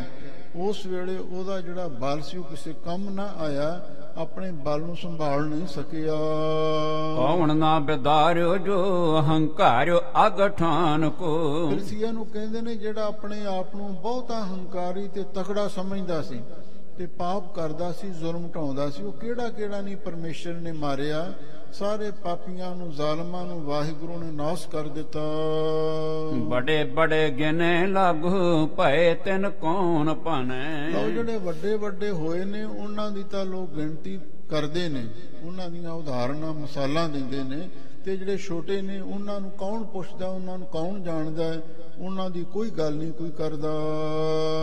ਦੁਜਨ ਗੁਮਾਨੀ ਹਨ ਬਾਨ ਭਗਵਾਨ ਕੀ। ਇਹ ਪਰਮੇਸ਼ਰ ਦੀ ਆਦਤ ਹੈ, ਰੱਬ ਦਾ ਸੁਭਾਵ ਹੈ, ਤੇ ਜਿਹੜੇ ਹੰਕਾਰੀ ਦੁਸ਼ਟ ਪੁਰਸ਼ ਨੇ ਉਹਨਾਂ ਨੂੰ ਨਾਸ਼ ਕਰ ਦਿੰਦਾ ਹੈ। ਤੂੰ ਤੋ ਇੱਕ ਜੰਤ ਕਹਾਂ ਬਾਲ ਕੋ ਗਰਭ ਧਰੈ। ਤੂੰ ਤੇ ਇੱਕ ਤੁੱਛ ਜਿਹਾ ਜੀਵ ਹੈ, ਤੂੰ ਦੱਸ ਕਿਹੜੇ ਬਲ ਦਾ, ਕਿਹੜੀ ਤਾਕਤ ਦਾ ਹੰਕਾਰ ਕਰ ਰਿਹਾ ਹੈ। ਬਾਂਕੋ ਰੋਮ ਹੋਏ ਹੈ ਨਾ ਯਤਨ ਮਹਾਨ ਕੀ। ਤੂੰ ਜਿੰਨੇ ਮਰਜੀ ਯਤਨ ਕਰ ਲੈ ਪਰ ਸਾਡਾ ਵਾਲ ਵੀ ਵਿੰਗਾ ਨਹੀਂ ਹੋ ਸਕਦਾ। ਸਗਰੇ ਤੁਰਕ ਮਿਲ ਆਵੇਂ ਨਾ ਗੁਰਾਈ ਪਾਵੇਂ। ਤੂੰ ਕਹਿੰਦਾ ਨਾ ਮੈਂ ਹੁਣ ਉੱਥੇ ਦਿੱਲੀ ਜਾਵਾਂਗਾ, ਪੁਕਾਰ ਕਰਾਂਗਾ, ਫੌਜਾਂ ਚੜਾ ਕੇ ਲਿਆਵਾਂਗਾ। ਸਤਿਗੁਰੂ ਕਹਿਣ ਲੱਗੇ ਸਾਰੇ ਤੁਰਕ ਜਿਹੜੇ ਇਸ ਵੇਲੇ ਹਿੰਦੁਸਤਾਨ ਦੇ ਹੁਕਮਰਾਨ ਨੇ, ਉਹਨਾਂ ਦੇ ਕਬਜ਼ੇ ਵਿੱਚ ਹੀ ਸਾਰਾ ਦੇਸ਼ ਹੈ, ਜੋ ਸਾਰੇ ਮਿਲ ਕੇ ਵੀ ਆ ਜਾਣ ਤੇਰੀ ਮਦਦ ਵਾਸਤੇ ਤਾਂ ਵੀ ਗੁਰਿਆਈ ਨਹੀਂ ਤੈਨੂੰ ਮਿਲ ਸਕਦੀ। ਬਾਦ ਸਭ ਜਾਮੈ ਪਛਤਾਵੈ ਹੈ ਤਹਾਨ ਕੀ। ਸਾਰੇ ਕੀਤੇ ਯਤਨ ਤੇਰੇ ਵਿਅਰਥ ਜਾਣਗੇ ਤੇ ਪਛਤਾਵਾ ਹੈ ਤਹਾਨ ਕਿ ਤੂੰ ਆਪਣੇ ਭਲੇ ਦੀ ਗੱਲ ਨੂੰ ਨਾਸ਼ ਕਰਕੇ ਅਖੀਰ ਤੇ ਪਛਤਾਉਂਦਾ ਰਹਿ ਜਾਵੇਂਗਾ। ਐਸੇ ਮਨ ਜਾਣ ਕੇ ਵਿਚਾਰ ਔਰ ਠਾਨ ਕੇ। ਇਸ ਤਰ੍ਹਾਂ ਤੂੰ ਆਪਣੇ ਮਨ ਵਿੱਚ ਜਾਣ ਕੇ ਤੇ ਆਪਣੇ ਹਿਰਦੇ ਵਿੱਚ ਸ਼ੁਭ ਵਿਚਾਰ ਧਾਰਨ ਕਰ। ਸਮਝ ਲਿਓ ਸਿਆਣ ਕੇ ਸਮਾਨ ਮਤਵਾਨ ਕੀ। ਤੇ ਸਿਆਣੇ ਬੰਦਿਆਂ ਵਾਂਗ ਤੂੰ ਵੀ ਜਿਹੜੀ ਇਹ ਗੱਲ ਵੀ ਸਿਆਣਿਆਂ ਵਾਲੇ ਸਮਝਣ ਦੀ ਕੋਸ਼ਿਸ਼ ਕਰ ਜੋ ਅਸੀਂ ਤੈਨੂੰ ਕਹਿ ਰਹੇ ਹਾਂ। ਹੰਕਾਰ ਚੰਗਾ ਨਹੀਂ ਹੁੰਦਾ। ਸਿਆਣੇ ਪੁਰਸ਼ ਕਹਿੰਦੇ ਨੇ ਹਰ ਜਿਉ ਹੰਕਾਰ ਨਾ ਭਾਵੀ ਵੇਦ ਕੂਕ ਸੁਣਾਵੇ, ਹੰਕਾਰਿਆ ਸੋ ਮਾਰਿਆ। ਜਿਹੜਾ ਹੰਕਾਰ ਕਰਦਾ ਉਹ ਫਿਰ ਬਹੁਤੀ ਦੇਰ ਟਿਕ ਨਹੀਂ ਸਕਦਾ। ਦੋਹਰ ਰਗਤ ਨੈਣ ਦੁਰਬਾਨ ਕਹਿ ਭੈ ਨਾ ਹਮੈ ਸ਼ਾਲਿਆਨ। ਗੁਰੂ ਅਰਜਨ ਦੇਵ ਮਹਾਰਾਜ ਕਹਿੰਦੇ ਨੇ ਐ ਛਲ ਦੇ ਘਰ ਕਪਟੀਆ, ਤੂੰ ਲਾਲ ਅੱਖਾਂ ਕਰਕੇ ਖੋਟੇ ਬਚਨ, ਰੁੱਖੇ ਤੇ ਫਿੱਕੇ ਬਚਨ ਬੋਲ ਰਿਹਾ ਹੈ, ਪਰ ਅਸੀਂ ਇਹਨਾਂ ਤੋਂ ਡਰਨ ਵਾਲੇ ਨਹੀਂ ਹਾਂ। ਪਾਏ ਹੈ ਨਾ ਕੁਛ ਲਾਭ ਕੋ ਰੈਨ ਸੈਨ ਕਰ ਚੈਨ। ਪਰ ਇਹ ਖੋਟੇ ਬਚਨ ਬੋਲ ਕੇ, ਫਿੱਕੇ ਬਚਨ ਬੋਲ ਕੇ ਤੈਨੂੰ ਕੁਛ ਲਾਭ ਨਹੀਂ ਪ੍ਰਾਪਤ ਹੋਣਾ। ਹੁਣ ਰਾਤ ਹੋਣ ਵਾਲੀ ਹੈ, ਜਾ ਜਾ ਕੇ ਘਰ ਦੇ ਵਿੱਚ ਚੈਨ ਦੇ ਨਾਲ ਸੌਂ, ਆਰਾਮ ਕਰ। ਇੱਥੇ ਲੜਾਈ ਝਗੜਾ ਕਰਨ ਦਾ ਕੋਈ ਫਾਇਦਾ ਨਹੀਂ ਹੈ। ਸੁਣ ਜਰ ਗਇਓ ਦੁਖ ਥਿਓ ਤਪ ਤਿਓ ਔਰ। ਮਹਾਰਾਜ ਦੇ ਵਿਚਾਰਾਂ ਨੂੰ ਸੁਣ ਕੇ ਪ੍ਰਿਥੀਆ ਤੇ ਸੜ ਬਲ ਕੇ ਕੋਲੇ ਹੋ ਗਿਆ। ਕਹਿੰਦਾ ਤੁਸੀਂ ਮੇਰੇ ਹਿਰਦੇ ਨੂੰ ਇੰਨਾ ਸਾੜ ਦਿੱਤਾ ਤੇ ਮੈਂ ਬਹੁਤ ਦੁਖੀ ਹੋ ਗਿਆ ਹਾਂ। ਪ੍ਰਿਥਿਆ ਕਹਿਤ ਪਇਓ ਆਂਖੇ ਕਰ ਲਾਲ ਕੋ। ਪ੍ਰਿਥੀਆ ਅੱਖਾਂ ਲਾਲ ਕਰਕੇ ਗੁੱਸੇ ਦੇ ਵਿੱਚ ਫਿਰ ਗੁਰੂ ਮਹਾਰਾਜ ਨੂੰ ਜਵਾਬ ਦਿੰਦਾ। ਪ੍ਰਿਥਿਆ ਕਹਾਮੋ ਤਬ ਪੁੱਤਰ ਕੇ ਸਮੇਤ ਜਬ। ਉਹ ਕਹਿੰਦਾ ਮੈਂ ਫਿਰ ਆਪਣੇ ਆਪ ਨੂੰ ਪ੍ਰਿਥੀਆ ਅਖਵਾਵਾਂਗਾ ਜਦੋਂ ਤੁਹਾਨੂੰ ਪੁੱਤਰ ਗੁਰੂ ਹਰਗੋਬਿੰਦ ਸਾਹਿਬ ਮਹਾਰਾਜ ਦੇ ਸਮੇਤ। ਤੁਮਰੋ ਵਿਨਾਸ਼ ਕਰੂੰ ਸਾਲਤ ਵਿਸਾਲ ਕੋ। ਤੇ ਨਾਲ ਹੀ ਤੁਹਾਨੂੰ ਪਿਤਾ ਪੁੱਤਰ ਨੂੰ ਜਿੰਨਾ ਚਿਰ ਮੈਂ ਮਾਰ ਨਹੀਂ ਦਿੰਦਾ, ਬਰਬਾਦ ਨਹੀਂ ਕਰ ਦਿੰਦਾ, ਮੇਰੇ ਸੀਨੇ ਵਿੱਚ ਸਲ ਖੁੱਭਿਆ ਹੋਇਆ ਤੇ ਮੈਂ ਆਪਣੇ ਆਪ ਨੂੰ ਪ੍ਰਿਥੀਆ ਨਹੀਂ ਅਖਵਾਵਾਂਗਾ। ਜਾਏ ਦਿੱਲੀਪੁਰ ਮੈਂ ਪੁਕਾਰੂ ਜਹਾਂਗੀਰ ਆਗੇ। ਮੈਂ ਹੁਣ ਦਿੱਲੀ ਸ਼ਹਿਰ ਜਾਵਾਂਗਾ, ਉੱਥੇ ਜਹਾਂਗੀਰ ਬਾਦਸ਼ਾਹ ਦੇ ਕੋਲ ਜਾ ਕੇ ਫਰਿਆਦ ਕਰਾਂਗਾ। ਸਗਰੀ ਅਨੀਤ ਕੋ ਸੁਨਾਵੇਂ ਤੋਹੇ ਹਾਲ ਕੋ। ਜੋ ਤੁਸੀਂ ਪਿਤਾ ਦੇ ਨਾਲ ਰਲ ਕੇ ਮੇਰੇ ਨਾਲ ਧੱਕਾ ਕੀਤਾ, ਬੇਇਨਸਾਫੀ ਕੀਤੀ, ਉਹ ਸਾਰਾ ਹਾਲ ਮੈਂ ਬਾਦਸ਼ਾਹ ਨੂੰ ਸੁਣਾਵਾਂਗਾ। ਮੈਂ ਤੋ ਠਾਨ ਟਾਲ ਕੋ ਨਾ ਆਨਿਓ ਇਤ ਖਿਆਲ ਕੋ। ਮੈਂ ਤੇ ਐਵੇਂ ਹੁਣ ਤੱਕ ਟਾਲਾ ਹੀ ਵੱਟਦਾ ਰਿਹਾ ਹਾਂ, ਕਿਨਾਰਾ ਕਰਦਾ ਰਿਹਾ ਹਾਂ, ਇਸ ਪਾਸੇ ਮੇਰਾ ਖਿਆਲ ਗਿਆ ਹੀ ਨਹੀਂ। ਕਰੋ ਸੁਆਬ ਕਾਲ ਕੋ ਤੁਰਕ ਫਟਹੁ ਜਾਲ ਕੋ। ਤੇ ਹੁਣ ਮੈਂ ਜ਼ਰੂਰ ਯਤਨ ਕਰਾਂਗਾ, ਮਿਹਨਤ ਕਰਾਂਗਾ ਤੇ ਬਹੁਤ ਸਾਰੇ ਤੁਰਕਾਂ ਨੂੰ ਤੁਹਾਡੇ ਵੱਲ ਭੇਜਾਂਗਾ, ਜਿਹੜੇ ਤੁਹਾਡੇ ਤੇ ਚੜ ਕੇ ਆਉਣਗੇ, ਤੁਹਾਨੂੰ ਆ ਕੇ ਪਕੜਨਗੇ ਤੇ ਮਾਰ ਦੇਣਗੇ। ਭਾਰ ਜਾਤ ਨੂਜ ਕੇ ਸਮੇਤ ਤਿਸੀ ਥਾਨ ਬੈਠ। ਮੈਂ ਦਿੱਲੀ ਉਦੋਂ ਮੁੜਾਂਗਾ ਜਦੋਂ ਤੁਹਾਨੂੰ ਸਜ਼ਾ ਮਿਲੇਗੀ। ਤੁਹਾਡੀ ਘਰ ਵਾਲੀ ਮਾਤਾ ਗੰਗਾ ਜੀ ਬਾਰੇ ਕਹਿੰਦੇ, ਤੁਹਾਡਾ ਪੁੱਤਰ ਧੰਨ ਧੰਨ ਸ੍ਰੀ ਗੁਰੂ ਹਰਗੋਬਿੰਦ ਸਾਹਿਬ ਮਹਾਰਾਜ ਦੇ ਸਮੇਤ ਉਸੇ ਥਾਂ ਤੇ ਦਿੱਲੀ ਵਿੱਚ ਮੰਗਵਾਵਾਂਗਾ। ਅਕਰ ਮਗਾਉ ਖੇਦ ਸਾਥ ਤਤਕਾਲ ਕੋ। ਮੈਂ ਉੱਥੇ ਹੀ ਬਾਦਸ਼ਾਹ ਨੂੰ ਕਹਿ ਕੇ ਫੋਰਸ ਭੇਜਾਂਗਾ ਤੇ ਉੱਥੇ ਮੰਗਾਵਾਂਗਾ ਤੇ ਬੜੇ ਕਸ਼ਟ ਦੇ ਨਾਲ ਤੁਹਾਡੇ ਬ੍ਰੰਟ ਜਾਰੀ ਹੋਣਗੇ ਤੇ ਤੁਹਾਨੂੰ ਉਹ ਹੱਥਕੜੀਆਂ ਲਾ ਕੇ ਇੱਥੇ ਪੇਸ਼ ਕੀਤਾ ਜਾਵੇਗਾ। ਦੁਖ ਤੋ ਪੁਕਾਰੇ ਜਬ ਛੂਟ ਬੋ ਨਾ ਹੋਏ ਕਿਮ। ਫਿਰ ਦੁਖੀ ਹੋ ਕੇ ਤੁਸੀਂ ਵੀ ਫਰਿਆਦਾਂ ਕਰੋਗੇ ਵੀ ਕੋਈ ਸਾਡੀ ਬੋੜੀ ਕਰੋ, ਕੋਈ ਸਾਡੀ ਮਦਦ ਕਰੋ, ਤੇ ਤੁਸੀਂ ਛੁੱਟਣਾ ਚਾਹੋਗੇ ਤੇ ਛੁੱਟ ਵੀ ਨਹੀਂ ਸਕੋਗੇ। ਪਬ ਫਲ ਪੈ ਹੈ ਮੇਰੀ ਆਂਖ ਭਈ ਲਾਲ ਕੋ। ਹੁਣ ਕਹਿੰਦੇ ਆ ਨਾ ਤੁਸੀਂ ਗੁੱਸੇ ਨਾਲ ਤੇਰੀਆਂ ਅੱਖਾਂ ਲਾਲ ਹੋ ਗਈਆਂ ਨੇ, ਮੇਰੀਆਂ ਲਾਲ ਅੱਖਾਂ ਦਾ ਫਲ ਉਸ ਵੇਲੇ ਤੁਹਾਨੂੰ ਮਿਲੇਗਾ ਜਦੋਂ ਸਾਰੇ ਪਰਿਵਾਰ ਨੂੰ ਕਹਾਣੀ ਪੀੜ ਦੇਵਾਂਗਾ। ਗੁਰਤਾ ਨਾ ਸ਼ੋਰੋਂ ਫੇਰ ਲੈਹੋਂ ਕਰ ਜੋਰ ਮਹਾ। ਇਸ ਗੁਰਤਾ ਗੱਦੀ ਦੀ ਗੱਲ ਤੁਸੀਂ ਕਰਦੇ ਹੋ ਨਾ ਵੀ ਤੈਨੂੰ ਮਿਲ ਨਹੀਂ ਸਕਦੀ, ਮੈਂ ਗੁਰਤਾ ਗੱਦੀ ਨਹੀਂ ਛੱਡਾਂਗਾ, ਇਹ ਮੇਰਾ ਹੱਕ ਹੈ। ਮੈਂ ਬਹੁਤਾ ਜ਼ੋਰ ਪਾ ਕੇ ਉਤੋਂ ਸਰਕਾਰੀ ਪ੍ਰੈਸ਼ਰ ਪਵਾ ਕੇ ਇਹ ਗੁਰਤਾ ਲੈ ਕੇ ਰਹਾਂਗਾ। ਸੁਖ ਸੋ ਸੁਪਤ ਸਿੰਘ ਸ਼ੇਰਿਓ ਤੈ ਕਰਾੜ ਕੋ। ਤੇ ਪ੍ਰਿਥਵੀ ਹੰਕਾਰ ਵਿੱਚ ਬੋਲਦਾ, ਕਹਿੰਦਾ ਤੁਸੀਂ ਤੇ ਸੁੱਤੇ ਸ਼ੇਰ ਨੂੰ ਜਗਾ ਦਿੱਤਾ ਹੈ ਤੇ ਹੁਣ ਤੁਹਾਨੂੰ ਮੈਂ ਚੈਨ ਨਾਲ ਬਹਿਣ ਨਹੀਂ ਦੇਵਾਂਗਾ। ਜੈਸੇ ਹਾਥ ਨਾਲ ਕੋ ਪਕੜ ਲੈ ਵਿਸਾਲ ਕੋ। ਜਿਵੇਂ ਕੋਈ ਅਣਜਾਣ ਬੰਦਾ, ਜੇ ਉਹ ਕਹਿ ਦੋ ਬੇਸਮਝ ਬੰਦਾ, ਕੋਈ ਆਪਣੇ ਹੱਥਾਂ ਦੇ ਨਾਲ ਕਿਸੇ ਵੱਡੇ ਸੱਪ ਨੂੰ ਫੜ ਲਵੇ। ਨਾ ਜਾਣੇ ਵਿਖੀ ਬਿਆਲ ਕੋ ਸੋ ਐਸੇ ਜਾਨ ਹਾਲ ਕੋ। ਉਹ ਬਿਨਾਂ ਸਮਝੇ ਤੋਂ, ਬਿਨਾਂ ਸੱਪ ਦੇ ਸੁਭਾਅ ਜਾਣੇ ਤੋਂ ਕੋਈ ਸੱਪ ਨੂੰ ਜਾ ਕੇ ਹੱਥ ਪਾ ਲਵੇ ਜਿਹੜਾ ਬਹੁਤ ਫਨੀਆਂ ਨਾਗ ਜ਼ਹਿਰੀਲਾ ਹੋਵੇ।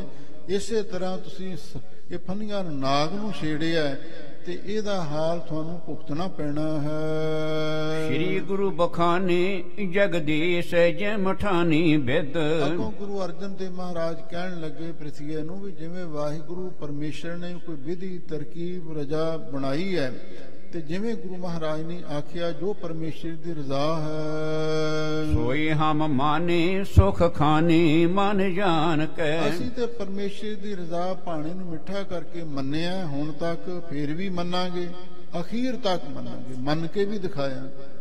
ਉਬਲਦੀ ਦੇਗ ਵਿੱਚ ਚੌਂਕੜਾ ਮਾਰਿਆ, ਤੱਤੀ ਲੋਹ ਤੇ ਬੈਠੇ, ਜਿਸਮ ਉੱਤੇ ਗਰਮ ਗਰਮ ਰੇਤਾ ਵੀ ਪਿਆ। ਉਸ ਵੇਲੇ ਇਹੀ ਮੁਖੋਂ ਆਖਿਆ ਸੀ ਤੇਰਾ ਕੀਆ ਮਿੱਠਾ ਲੱਗਾ। ਭਾਣਾ ਮੰਨਣ ਦੀ ਜਾਚ ਸਿਖਾਈ। ਹਜ਼ੂਰ ਕਹਿੰਦੇ ਅਸੀਂ ਪਹਿਲਾਂ ਵੀ ਭਾਣਾ ਮੰਨਿਆ ਤੇ ਫਿਰ ਵੀ ਮੰਨਾਂਗੇ। ਸ੍ਰੀ ਹਰਗੋਬਿੰਦ ਇਨ ਪਉਤਰ ਹਵੈ ਬਲੰਦ ਬਲੀ। ਲੈ ਤੂੰ ਗੁਰੂ ਹਰਗੋਬਿੰਦ ਸਾਹਿਬ ਮਹਾਰਾਜ ਸੱਚੇ ਪਾਤਸ਼ਾਹ ਨੂੰ ਮਾਰਨਾ ਚਾਹੁੰਦਾ ਨਾ, ਲੈ ਸੁਣ ਲੈ, ਇਹਨਾਂ ਨੂੰ ਤੱਤੀ ਵਾਰ ਨਹੀਂ ਲੱਗ ਸਕਦੀ ਤੇ ਇਹਨਾਂ ਦੇ ਅੱਗੇ ਜਿਹੜੇ ਪੋਤਰੇ ਹੋਣਗੇ ਕਲਗੀਧਰ ਪਾਤਸ਼ਾਹ ਧੰਨ ਧੰਨ ਸ੍ਰੀ ਗੁਰੂ ਗੋਬਿੰਦ ਸਿੰਘ ਸਾਹਿਬ ਮਹਾਰਾਜ ਦੇ ਬਾਰੇ ਭਵਿੱਖਤ ਬਚਨ ਸਤਿਗੁਰੂ ਕਰ ਰਹੇ ਨੇ, ਉਹ ਬਹੁਤ ਬਲਵਾਨ ਸ਼ਕਤੀਸ਼ਾਲੀ ਸਤਿਗੁਰੂ ਹੋਣਗੇ। ਪੰਥ ਕੋ ਪ੍ਰਕਾਸ਼ੈ ਗੋ ਵਿਸਾਲ ਤੇਜ ਸਾਨ ਕੈ। ਔਰ ਉਹ ਖਾਲਸਾ ਪੰਥ ਪ੍ਰਗਟ ਕਰਨਗੇ, ਬਹੁਤ ਤੇਜ ਪ੍ਰਤਾਪ ਦੇ ਨਾਲ ਮਿਲਿਆ ਹੋਵੇਗਾ।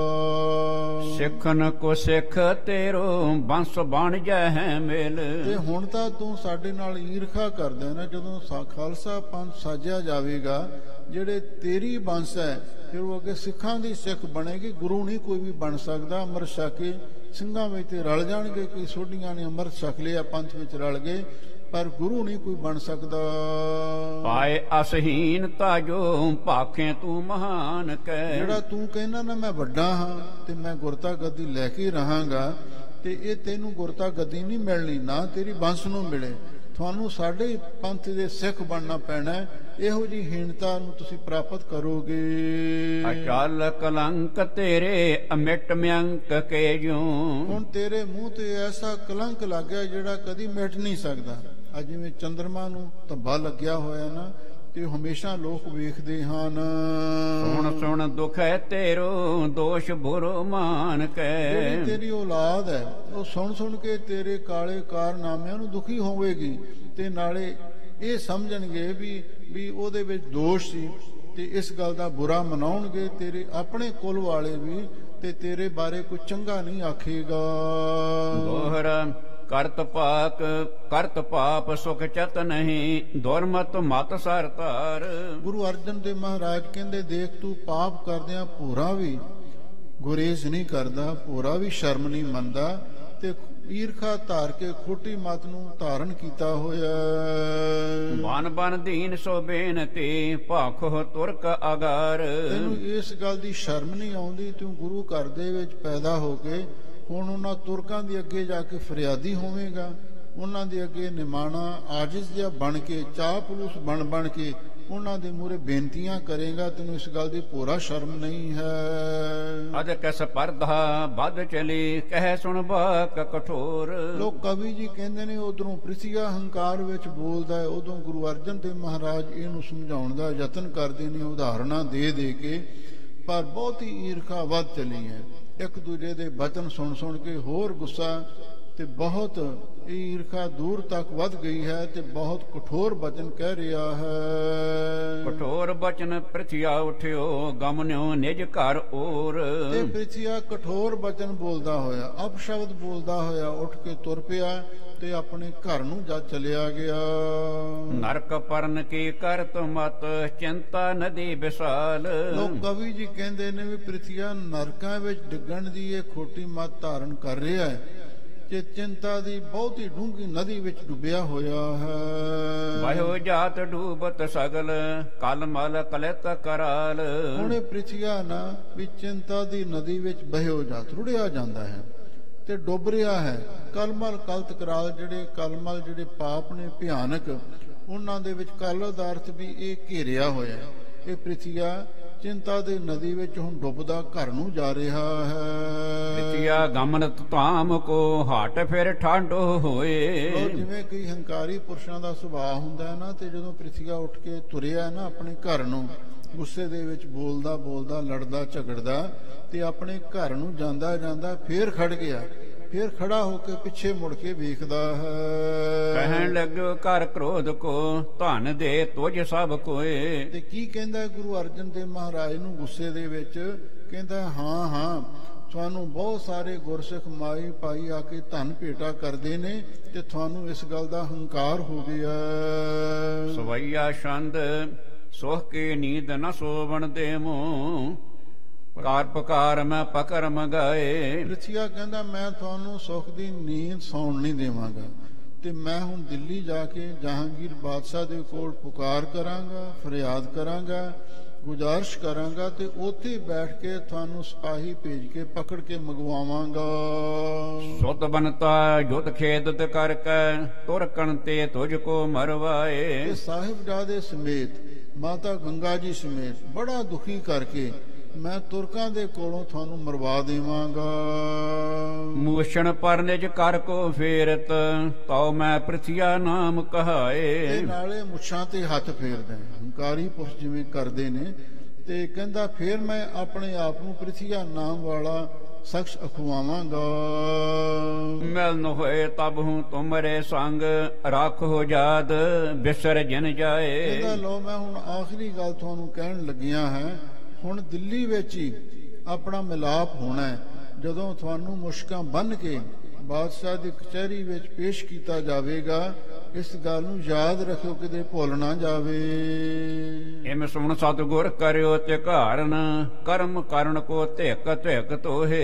ਇਹ ਗੱਲਾਂ ਸੁਣ ਕੇ ਨਾ ਪ੍ਰਿਥੀ ਦੀਆਂ ਹੰਕਾਰ ਤੇ ਈਰਖਾ ਵਾਲੀਆਂ ਸਤਿਗੁਰੂ ਕਹਿਣ ਲੱਗੇ ਲਾਹਨਤ ਹੈ ਤੈਨੂੰ, ਤੇਰੇ ਕਰਮ ਨੂੰ ਵੀ ਲਾਹਨਤ ਹੈ ਤੇ ਤੇਰੇ ਬੋਲਣ ਨੂੰ ਵੀ ਲਾਹਨਤ ਹੈ। ਹੁਣ ਤੇਰੇ ਬਾਕਨ ਕੋ ਧਿਕ ਕਰਨ ਪੈਜ ਕੋ ਧਿਕ ਹੋਏ। ਲੋ ਜੋ ਤੂੰ ਬਚਨ ਕਹਿ ਰਿਹਾ ਹੈ ਇਹਨਾਂ ਨੂੰ ਵੀ ਲਾਹਨਤ ਹੈ, ਫਿਟੇ ਮੂੰਹ ਹੈ ਤੇ ਜਿਹੜੀ ਝੂਠੀ ਪ੍ਰਤਿਗਿਆ ਕਰ ਰਿਹਾ ਮੁੱਛਾਂ ਤੇ ਹੱਥ ਫੇਰ ਕੇ ਮੈਂ ਆ ਬਦਲਾ ਲਵਾਂਗਾ, ਤੁਹਾਨੂੰ ਸਣੇ ਪਰਿਵਾਰ ਦੇ ਮਰਵਾਵਾਂਗਾ। ਇਹ ਤੇਰੇ ਬਚਨਾਂ ਨੂੰ ਵੀ ਤੇਰੀ ਪ੍ਰਤਿਗਿਆ ਨੂੰ ਵੀ ਲਾਹਨਤ ਹੈ, ਫਿਟੇ ਮੂੰਹ ਹੈ। ਮੁਖ ਕੋ ਧਿਕ ਮੂਸ਼ਣ ਧਿਕ ਕੁੱਲ ਕੀ ਰੀਤ ਤਜੀ ਧਿਕ ਜੋ ਹੈ। ਗੁਰੂ ਅਰਜਨ ਦੇਵ ਮਹਾਰਾਜ ਕਹਿੰਦੇ ਵੀ ਤੇਰੇ ਮੂੰਹ ਨੂੰ ਵੀ ਫਿਟੇ ਮੂੰਹ ਹੈ, ਲੱਖ ਲਾਹਨਤ ਹੈ। ਜਿਸ ਮੂੰਹ ਤੋਂ ਭੱਦੇ ਸ਼ਬਦ ਬੋਲ ਰਿਹਾ ਹੈ, ਮੁੱਛਾਂ ਤੇ ਹੱਥ ਫੇਰਦੇ, ਤੇਰੀਆਂ ਮੁੱਛਾਂ ਨੂੰ ਵੀ ਤਰਕਾਰ ਹੈ, ਲੱਖ ਲਾਹਨਤ ਹੈ। ਤੇ ਤੂੰ ਕੁਲ ਦੀ ਜਿਹੜੀ ਰੀਤੀ ਹੈ ਗੁਰੂ ਘਰ ਦੀ ਉਹ ਸਾਰੀ ਛੱਡ ਦਿੱਤੀ ਹੈ, ਇਸੇ ਲਈ ਤੈਨੂੰ ਤਰਕਾਰ ਫਿਟੇ ਮੂੰਹ ਲਾਹਨਤਾਂ ਪੈ ਰਹੀਆਂ ਹਨ। ਪਰ ਹੈ ਨਰਕ ਮਹਤਾ ਰਹਿ ਨਹਿ ਕੋ ਗਨ ਕਲਮਲ ਕਰਤਾ ਔਰ ਕਰੋਹੇ। ਸਤਿਗੁਰੂ ਕਹਿਣ ਲੱਗੇ ਹੁਣ ਤੂੰ ਨਰਕਾਂ ਵਿੱਚ ਹੀ ਜਾ ਕੇ ਡਿੱਗਣਾ, ਕਿਸੇ ਨੇ ਤੈਨੂੰ ਤਾਰਨਾ ਨਹੀਂ, ਉਤੋਂ ਬਾਹਰ ਨਹੀਂ ਕੱਢਣਾ। ਤੂੰ ਇੰਨੇ ਪਾਪ ਕਰ ਰਿਹਾ ਹੈ ਤੇ ਤੇਰੇ ਮਨ ਦੇ ਵਿੱਚ ਬਹੁਤਾ ਕ੍ਰੋਧ ਹੈ ਤੇ ਗੁੱਸੇ ਵਿੱਚ ਤੂੰ ਪਾਪ ਕਰ ਰਿਹਾ ਤੇ ਨਰਕਾਂ ਵਿੱਚ ਹੀ ਜਾ ਕੇ ਪਵੇਂਗਾ। ਗਮਨਿਆ ਪ੍ਰਥਿਆ ਗਾਰ ਨਿਕਾਸਤ ਸਦਨ ਪ੍ਰਵੇਸ਼ਿਓ ਰਦਾ ਤਪੰਤ। ਉਹ ਪ੍ਰਥਿਆ ਸ਼ਬਦ ਬੋਲਦਾ ਹੋਇਆ ਤੁਰਿਆ ਜਾਂਦਾ ਹੈ, बीच ਵੀ ਗਲੀ 'ਚ ਵੀ ਰੌਲਾ ਪਾਉਂਦਾ ਜਾਂਦਾ ਕਮਲਿਆਂ ਵਾਂਗੂ, ਤੇ ਫਿਰ ਅਖੀਰ ਆਪਣੇ ਘਰ ਵਿੱਚ ਜਾ ਕੇ ਪ੍ਰਵੇਸ਼ ਹੋ ਗਿਆ, ਜਿਹਦਾ ਦਿਲ ਬਹੁਤ ਗੁੱਸੇ ਵਿੱਚ ਈਰਖਾ ਵਿੱਚ ਸੜ ਰਿਹਾ ਹੈ। ਗਿਣਤੇ ਗਿਣਤ ਅਨੇਕ ਭਾਂਤ ਕੀ ਨਹਿਪੁਰ ਬਸੋਂ ਚਿਤ ਚਿਤਵੰਤ। ਤੇ ਹੁਣ ਆਪਣੇ ਮਨ ਵਿੱਚ ਕਈ ਤਰ੍ਹਾਂ ਦੀਆਂ ਗਿਣਤੀਆਂ ਮਿਣਤੀਆਂ ਦਲੀਲਾਂ ਸੋਚਦਾ ਹੈ ਵੀ ਕਹਿੰਦਾ ਹੁਣ ਇੱਥੇ ਅੰਮ੍ਰਿਤਸਰ ਸਾਹਿਬ ਦੇ ਵਿੱਚ ਮੇਰਾ ਰਹਿਣਾ ਠੀਕ ਨਹੀਂ ਹੈ। ਇਹ ਗੱਲ ਆਪਣੇ ਚਿੱਤ ਵਿੱਚ ਚਿਤਵਦਾ ਜਾ ਰਿਹਾ ਹੈ ਵੀ ਕਿਧਰੇ ਹੁਣ ਇੱਥੇ ਰਹਿ ਕੇ ਹੁਣ ਮੇਰੀ ਬਦਨਾਮੀ ਹੋ ਗਈ ਹੈ ਤੇ ਸਾਰੀਆਂ ਸੰਗਤਾਂ ਨੂੰ ਪਤਾ ਲੱਗ ਚੁੱਕਿਆ ਵੀ ਇਹਨੇ ਜ਼ਹਿਰ ਦਿੱਤੀ ਹੈ, ਇਸ ਕਰਕੇ ਹੁਣ ਮੇਰਾ ਇੱਥੇ ਰਹਿਣਾ ਵਾਜਬ ਨਹੀਂ ਹੈ। ਆਏ ਸੰਗਤਾਂ ਮੁਖ ਪਰ ਮੇਰੇ ਨਿੰਦਾ ਭਾਖेंगे ਅਤਿਅੰਤ।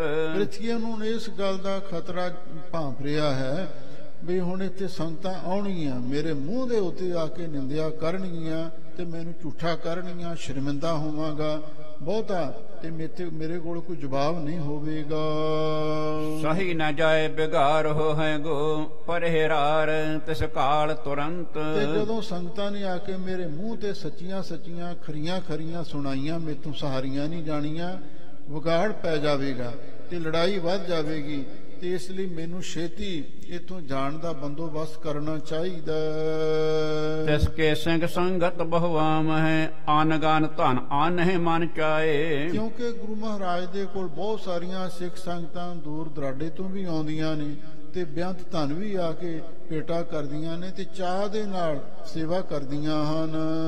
ਅਲਪ ਹੋਏ ਮੁਝ ਟਿਕ ਤਬ ਹਾਰੋਂ ਕਰ ਪਰਵਿਸ਼ ਹੈ ਲੂਟਣ ਲੈ ਜਾਏ। ਤੇ ਮੇਰੇ ਪਾਸ ਅਲਪ ਹੋਏ, ਮੈਂ ਉਹਨਾਂ ਦੇ ਨਾਲੋਂ ਕਮਜ਼ੋਰ ਹੋ ਜਾਵਾਂਗਾ, ਛੋਟਾ ਪੈ ਜਾਵਾਂਗਾ ਤੇ ਮੈਂ ਉਹਨਾਂ ਦੇ ਸਾਹਮਣੇ ਇੱਥੇ ਰਹਿ ਕੇ ਮੁਕਾਬਲਾ ਨਹੀਂ ਕਰ ਸਕਦਾ। ਕਿਉਂ? ਉਹਨਾਂ ਦੇ ਕੋਲੇ ਬਹੁਤੇ ਸਿੱਖ ਨੇ, ਬਹੁਤੀਆਂ ਸੰਗਤਾਂ ਨੇ, ਕਿਧਰੇ ਐਸਾ ਨਾ ਹੋਵੇ ਮੇਰੇ ਘਰ ਦੇ ਵਿੱਚ ਹੀ ਆ ਕੇ ਵੜ ਕੇ ਤੇ ਲੁੱਟ ਕੁੱਟ ਕੇ ਸਾਰਾ ਕੁਝ ਲੈ ਜਾਣ, ਤੇ ਇਹਨੂੰ ਇਹ ਖਤਰਾ ਜਾਪਣ ਲੱਗ ਪਿਆ। ਜਹਾਂ ਪ੍ਰਬਲ ਰਿਪ ਨਿਤ ਪਰ ਢਿਗ ਰਹਿ ਤਹ ਤੇ ਕੁਸ਼ਲ ਚਾਹੇ ਕਿਸ ਭਾਏ। ਹੁਣ ਪ੍ਰਿਥਵੀ ਸੋਚਦਾ ਵੀ ਜਿੱਥੇ ਕੋਈ ਤਕੜਾ ਵੈਰੀ ਸ਼ਕਤੀਸ਼ਾਲੀ ਦੁਸ਼ਮਣ ਹਮੇਸ਼ਾ ਕੋਲੇ ਰਹਿੰਦਾ ਹੋਵੇ, ਉੱਥੇ ਨੇੜੇ ਰਹਿਣਾ ਉਹ ਸੁੱਖ ਸ਼ਾਂਤੀ ਤੋਂ ਬਾਹਰ ਹੁੰਦਾ ਹੈ, ਇਸੇ ਲਈ ਉੱਥੇ ਸੁੱਖ ਸ਼ਾਂਤੀ ਨਹੀਂ ਮਿਲ ਸਕਦੀ। ਸਰਪ ਸ਼ੇਰ ਕੋ ਜਥਾ ਸਮੀਪੀ ਇੱਕ ਦਿਨ ਮਹਿ ਕਬਹੂ ਬਿਨ ਸਾਏ। ਜੇ ਕੋਈ ਸੱਪ ਤੇ ਸ਼ੇਰ ਦੇ ਘੁਰਨੇ ਦੇ ਕੋਲ ਰਹਿੰਦਾ ਹੋਵੇ ਨਾ ਤੇ ਇੱਕ ਨਾ ਇੱਕ ਦਿਨ ਉਹ ਡੰਗ ਮਾਰ ਹੀ ਦਿੰਦੇ ਨੇ, ਉਹ ਆਦਮੀ ਦੀ ਮੌਤ ਹੋ ਜਾਂਦੀ ਹੈ। ਹੁਣ ਦੁਸ਼ਮਣ ਦੇ ਕੋਲੇ ਰਹਿਣਾ ਠੀਕ ਨਹੀਂ ਹੈ। ਪੁੱਤਰ ਭਾਰ ਜਾ ਸੰਗ ਲੈ ਚੱਲ ਹੋਂ ਦਿੱਲੀ ਪੁਰੀ ਪਹੁੰਚ ਇੱਕ ਵਾਰ। ਪ੍ਰਿਥਵੀ ਨੇ ਇਹ ਸਲਾਹ ਕਰ ਲਈ ਹੈ ਵੀ ਆਪਣੇ ਪੁੱਤਰ ਮਿਹਰਬਾਨ ਤੇ ਘਰ ਵਾਲੀ ਬੀਬੀ ਕਰਮ ਨੂੰ ਵੀ ਪਰਿਵਾਰ ਨੂੰ ਨਾਲ ਹੀ ਲੈ ਕੇ ਜਾਵਾਂਗਾ ਤੇ ਦਿੱਲੀ ਵਿੱਚ ਜਾ ਕੇ ਦਿੱਲੀ ਵਿੱਚ ਜਾਵਾਂਗੇ ਤੇ ਇੱਕੋ ਵਾਰੀ ਉੱਥੇ ਜਾ ਕੇ ਸਾਰੇ ਪਰਿਵਾਰ ਵੱਲੋਂ ਪੁਕਾਰ ਕੀਤੀ ਜਾਵੇਗੀ। ਸੁਲਹੀ ਸੋ ਮਿਲ ਮਸਲਤ ਕਰਕੇ ਜਹਾਂਗੀਰ ਢਿਗ ਕਰੋ ਪੁਕਾਰ। ਇਹ ਜਿਹੜਾ ਸੁਲਹੀ ਖਾਂ, ਇਹਦੇ ਬਾਰੇ ਵੈਸੇ ਕਹਿੰਦੇ ਵੀ ਇਹ ਉੱਥੇ ਲਾਹੌਰ ਵਿੱਚ ਹੀ ਰਹਿੰਦਾ ਸੀ। ਕਈ ਵਿਦਵਾਨਾਂ ਨੇ ਕਿਹਾ ਵੀ ਇਹ ਜਿਹੜਾ ਬਟਾਲੇ ਦਾ ਮਾਲ ਅਫਸਰ ਸੀ ਸਰਕਾਰੀ, ਇਹਦੇ ਨਾਲ ਇਹਨੇ ਪਹਿਲਾਂ ਹੀ ਮਿੱਤਰਾਂ ਨਾਲ ਗੰਢਿਆ ਹੋਇਆ ਸੀ, ਫਰੈਂਡਸ਼ਿਪ ਪਾਈ ਹੋਈ ਸੀ। ਕਹਿੰਦਾ ਮੈਂ ਸੁਲਹੀ ਨੂੰ ਮਿਲ ਕੇ ਸਲਾਹ ਕਰਕੇ ਤੇ ਜਹਾਂਗੀਰ ਬਾਦਸ਼ਾਹ ਦੇ ਕੋਲ ਫਰਿਆਦ ਕਰਾਂਗਾ। ਜਹ ਮੈਂ ਜਾਉ ਸਿੱਖ ਤਹ ਮੇਰੇ ਆਨੇਗੇ ਸਭ ਹੀ ਉਪਹਾਰ। ਜਿੱਥੇ ਮੈਂ ਜਾਵਾਂਗਾ ਕੁਛ ਮੇਰੇ ਵੀ ਤਾਂ ਚੇਲੇ ਬਾਲ ਕੇ ਹਨ, ਉਹ ਮੇਰੇ ਕੋਲੇ ਭੇਟਾ ਲਿਆਉਣਗੇ ਤੇ ਉਹਦੇ ਨਾਲ ਫਿਰ ਮੈਂ ਸਾਰਾ ਆਪਣਾ ਗੁਜ਼ਾਰਾ ਕਰਾਂਗਾ। ਤਿੰਨ ਤੇ ਕਰ ਗੁਜਰਾਨ ਨਿਭਾਹੂੰ ਰਹੇ 71 ਸਰਵ ਪਰਿਵਾਰ। ਕਹਿੰਦੇ ਵੀ ਹੁਣ ਸਾਰਾ ਪਰਿਵਾਰ ਇਕੱਠਾ ਹੀ ਅਸੀਂ ਰਵਾਂਗੇ ਜਿੱਥੇ ਵੀ ਰਹੇ, ਤੇ ਹੈ ਵੀ 3 ਜਾਣੇ ਸੀ, ਮਿਹਰਬਾਨ ਪੁੱਤਰ ਸੀ ਤੇ ਬਾਕੀ ਘਰ ਵਾਲੇ ਸੀ, ਤੇ ਕਹਿੰਦਾ ਅਸੀਂ ਇਕੱਠੇ ਰਹਿ ਕੇ ਉੱਥੇ ਨਿਰਵਾਹ ਕਰ ਲਵਾਂਗੇ। ਮਿਲਦਾ ਰਾਸੋਂ ਮਸਲਤ ਕੀਨਸ ਨਗਰੀ ਤਿਆਗ ਚਲੋ ਕਿਸ ਥਾਨ। ਆ ਕੇ ਬੀਬੀ ਕਰਮੋਂ ਦੇ ਨਾਲ ਸਲਾਹ ਕੀਤੀ, ਕਹਿਣ ਲੱਗਾ ਹੁਣ ਆਪਾਂ ਇੱਥੇ ਨਹੀਂ ਰਹਿਣਾ। ਸ਼੍ਰੀ ਅੰਮ੍ਰਿਤਸਰ ਸਾਹਿਬ ਇਹ ਨਗਰੀ ਨੂੰ ਛੱਡ ਕੇ ਤੇ ਆਪਾਂ ਕਿਸੇ ਹੋਰ ਥਾਂ ਚਲੇ ਜਾਈਏ। ਬੜੀ ਸਪਰਦਾ ਹਮਰੀ ਆਤਸ਼ੈ ਇਹ ਬਸਨ ਮੈਂ ਕੁਸ਼ਲ ਨਾ ਜਾਣ। ਕਿਉਂਕਿ ਹੁਣ ਸਾਡੀ ਭਰਾਵਾਂ ਦੀ ਬੜੀ ਈਰਖਾ ਵੱਧ ਗਈ ਹੈ ਤੇ ਹੁਣ ਇੱਥੇ ਵਸਣਾ, ਇੱਥੇ ਰਹਿਣਾ ਅੱਛਾ ਨਹੀਂ ਲੱਗਦਾ, ਇਹਦੇ ਵਿੱਚ ਸੁਖ ਸ਼ਾਂਤੀ ਨਹੀਂ ਮਿਲ ਸਕਦੀ। ਬੜੋ ਬਿਗਾਰ ਪਏ ਤੇ ਪੂਰਬ ਗਮਨ ਕਰੋ ਇਹ ਮਹਾ ਸਿਆਣ। ਲਓ ਕੋਈ ਵੱਡਾ ਝਗੜਾ ਹੋਵੇ, ਕੋਈ ਹੋਰ ਮਾਰ ਮਰਾਈ ਹੋ ਜਾਵੇ, ਇਸ ਤੋਂ ਪਹਿਲਾਂ ਹੀ ਜਾਣਾ ਠੀਕ ਹੈ। ਇਹ ਸਿਆਣਿਆਂ ਦੀ ਇਹੀ ਮਤ ਹੈ। ਤਿਆਰੀ ਕਰੋ ਬਿਲੰਬ ਨਾ ਠਾਨੋ ਨਾ ਤਾਂ ਹੋਏ ਆਨ ਕੀ ਆਨ। ਲੋ ਇੱਕ ਬੀਬੀ ਕਰਮੋਂ ਨੂੰ ਕਹਿੰਦਾ ਹੈ ਵੀ ਹੁਣ ਛੇਤੀ ਤਿਆਰੀ ਕਰ ਲਵੋ, ਸਮਾਨ ਇਕੱਠਾ ਕਰੋ ਤੇ ਉਹਨੂੰ ਲੱਦ ਲਵੋ, ਤੇ ਹੁਣ ਇੱਥੇ ਨਹੀਂ ਕਿਤੇ ਹੋਰ ਦੀ ਹੋਰ ਨਾ ਗੱਲ ਹੋ ਜਾਵੇ। ਇਹਨੂੰ ਇਸ ਗੱਲ ਦਾ ਡਰ ਪੈ ਗਿਆ ਵੀ ਕਿਧਰੇ ਸੰਗਤਾਂ ਮੇਰੇ ਤੇ ਟੁੱਟ ਕੇ ਨਾ ਪੈ ਜਾਣ ਤੇ ਘਰ ਨੂੰ ਅੱਗ ਹੀ ਨਾ ਲਾ ਦੇਣ, ਕਿਉਂਕਿ ਕੰਮ ਹੀ ਇਹਦੇ ਹੋ ਜੇ। ਸਾਨੂੰ ਡਰਦਾ ਮਾਰਾ ਭੱਜਣ ਦੀ ਤਿਆਰੀ ਕਰ ਰਿਹਾ ਹੈ। ਇਸ ਪ੍ਰਕਾਰ ਜਾ ਮਤੋ ਮਤਾਇਓ ਭਾਗਣ ਕੀ ਤਿਆਰੀ ਕਰ ਲੀਨ। ਲੋਕ ਕਵੀ ਜੀ ਕਹਿੰਦੇ ਨੇ ਇਸ ਤਰ੍ਹਾਂ ਪ੍ਰਿਥਵੀ ਨੇ ਆਪਣੇ ਪਰਿਵਾਰ ਦੇ ਨਾਲ ਸਲਾਹ ਕਰ ਲਈ ਹੈ ਤੇ ਹੁਣ ਦਰਬਾਰ ਸਾਹਿਬ ਅੰਮ੍ਰਿਤਸਰ ਸਾਹਿਬ ਨੂੰ ਛੱਡ ਕੇ ਭੱਜਣ ਦੀ ਪੂਰੀ ਤਿਆਰੀ ਕਰ ਲਈ। ਸਰਪੁਰੀ ਮਹਿ ਰੌਰਾ ਪਰ ਗਿਓ ਭਾਜ ਚਲਿਓ ਪ੍ਰਤੀਆ ਡਰ ਕੀਨ। ਇਹੋ ਜੀ ਗੱਲ ਜਦੋਂ ਕੋਈ ਝਗੜਾ ਹੁੰਦਾ ਸਾਰੇ ਪਿੰਡ ਦੇ ਵਿੱਚ ਚਰਚਾ ਤੇ ਛੇੜੀ ਪੈਂਦੀ ਹੈ। ਸਾਰੇ ਸ਼ਹਿਰ ਦੇ ਵਿੱਚ ਇਸ ਗੱਲ ਦਾ ਰੌਲਾ ਪੈ ਗਿਆ ਵੀ ਪ੍ਰਿਥੀਆ ਹੁਣ ਡਰਦਾ ਮਾਰਾ ਭੱਜ ਚੱਲਿਆ ਹੈ।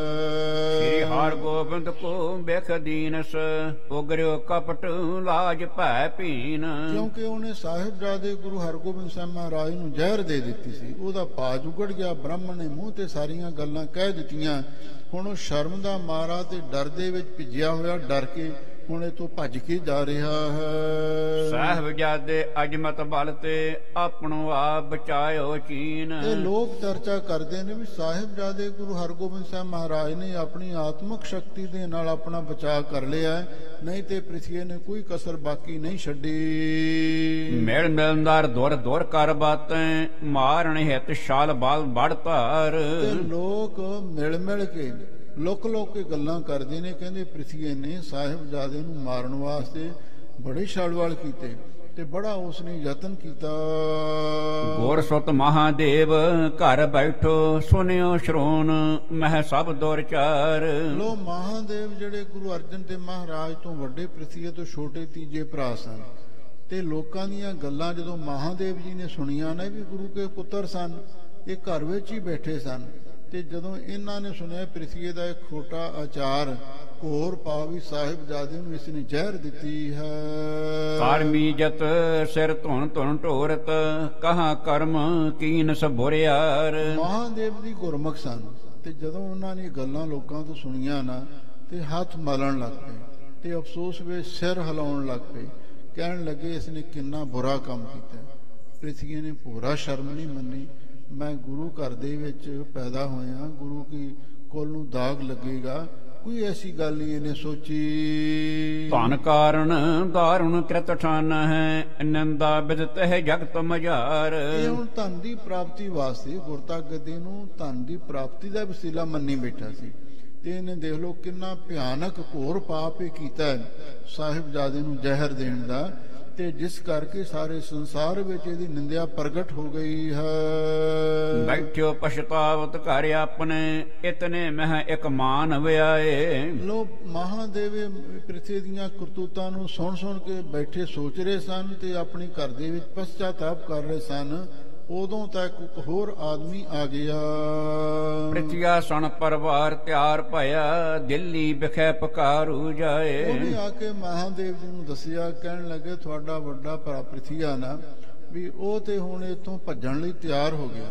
ਸਾਰੇ ਪਰਿਵਾਰ ਨੂੰ ਲੈ ਕੇ ਉਹ ਦਿੱਲੀ ਵੱਲ ਜਾ ਰਿਹਾ। ਸੁਣਿਆ ਉਹ ਕਹਿੰਦਾ ਦਿੱਲੀ ਜਾ ਕੇ ਮੈਂ ਜਹਾਂਗੀਰ ਦੇ ਕੋਲ ਫਰਿਆਦ ਕਰਨੀ ਹੈ। ਕੀਨ ਸੁਨਾਮਨ ਹੌਲ ਉਠਿਓ ਤਬ ਤੁਰਨ ਪਗ ਪਨਹੀ ਕੋ ਪਾਏ। ਮਹਾਦੇਵ ਜੀ ਜਦੋਂ ਇਹ ਖਬਰ ਸੁਣੀ ਨਾ ਦਿੱਲੀ ਵੱਲ ਜਾ ਰਹੇ ਹੈ, ਕਿਸੇ ਪਿੰਡ ਵਾਲੇ ਸੱਜਣ ਨੇ ਜਾ ਕੇ ਗੱਲ ਆਖੀ, ਉਹਨਾਂ ਦੇ ਦਿਲ ਵਿੱਚ ਹੌਲ ਜਾ ਪੈ ਗਿਆ ਵੀ ਇਹ ਕੀ ਹੋਣ ਲੱਗਿਆ ਗੁਰੂ ਘਰ ਦੇ ਵਿੱਚ। ਫਟਾਫਟ ਉਹਨਾਂ ਨੇ ਜੋੜਾ ਪਾ ਲਿਆ ਵੀ ਕਹਿੰਦੇ ਚਲੋ ਇੱਕ ਵਾਰੀ ਸਮਝਾ ਕੇ ਵੇਖਦੇ ਹਾਂ। ਗਇਓ ਉਤਾਇਲ ਕਰ ਕੈ ਬਰਜਨ ਸਰਲ ਹਿਰਦਾ ਜਿਹ ਸਹਿਜ ਸੁਭਾਏ। ਲੋਕ ਕਵੀ ਜੀ ਕਹਿੰਦੇ ਨੇ ਮਹਾਦੇਵ ਦਾ ਨਿਸ਼ਕਪਟ ਸੁਭਾਅ ਸੀ, ਬਹੁਤ ਸ਼ਾਂਤੀ ਵਾਲਾ ਸੁਭਾਅ ਸੀ ਤੇ ਸਾਫ਼ ਦਿਲ ਸੀ। ਇਹ ਬੜੀ ਛੇਤੀ ਪ੍ਰਿਥਵੀ ਦੇ ਘਰ ਚਲਿਆ ਗਿਆ।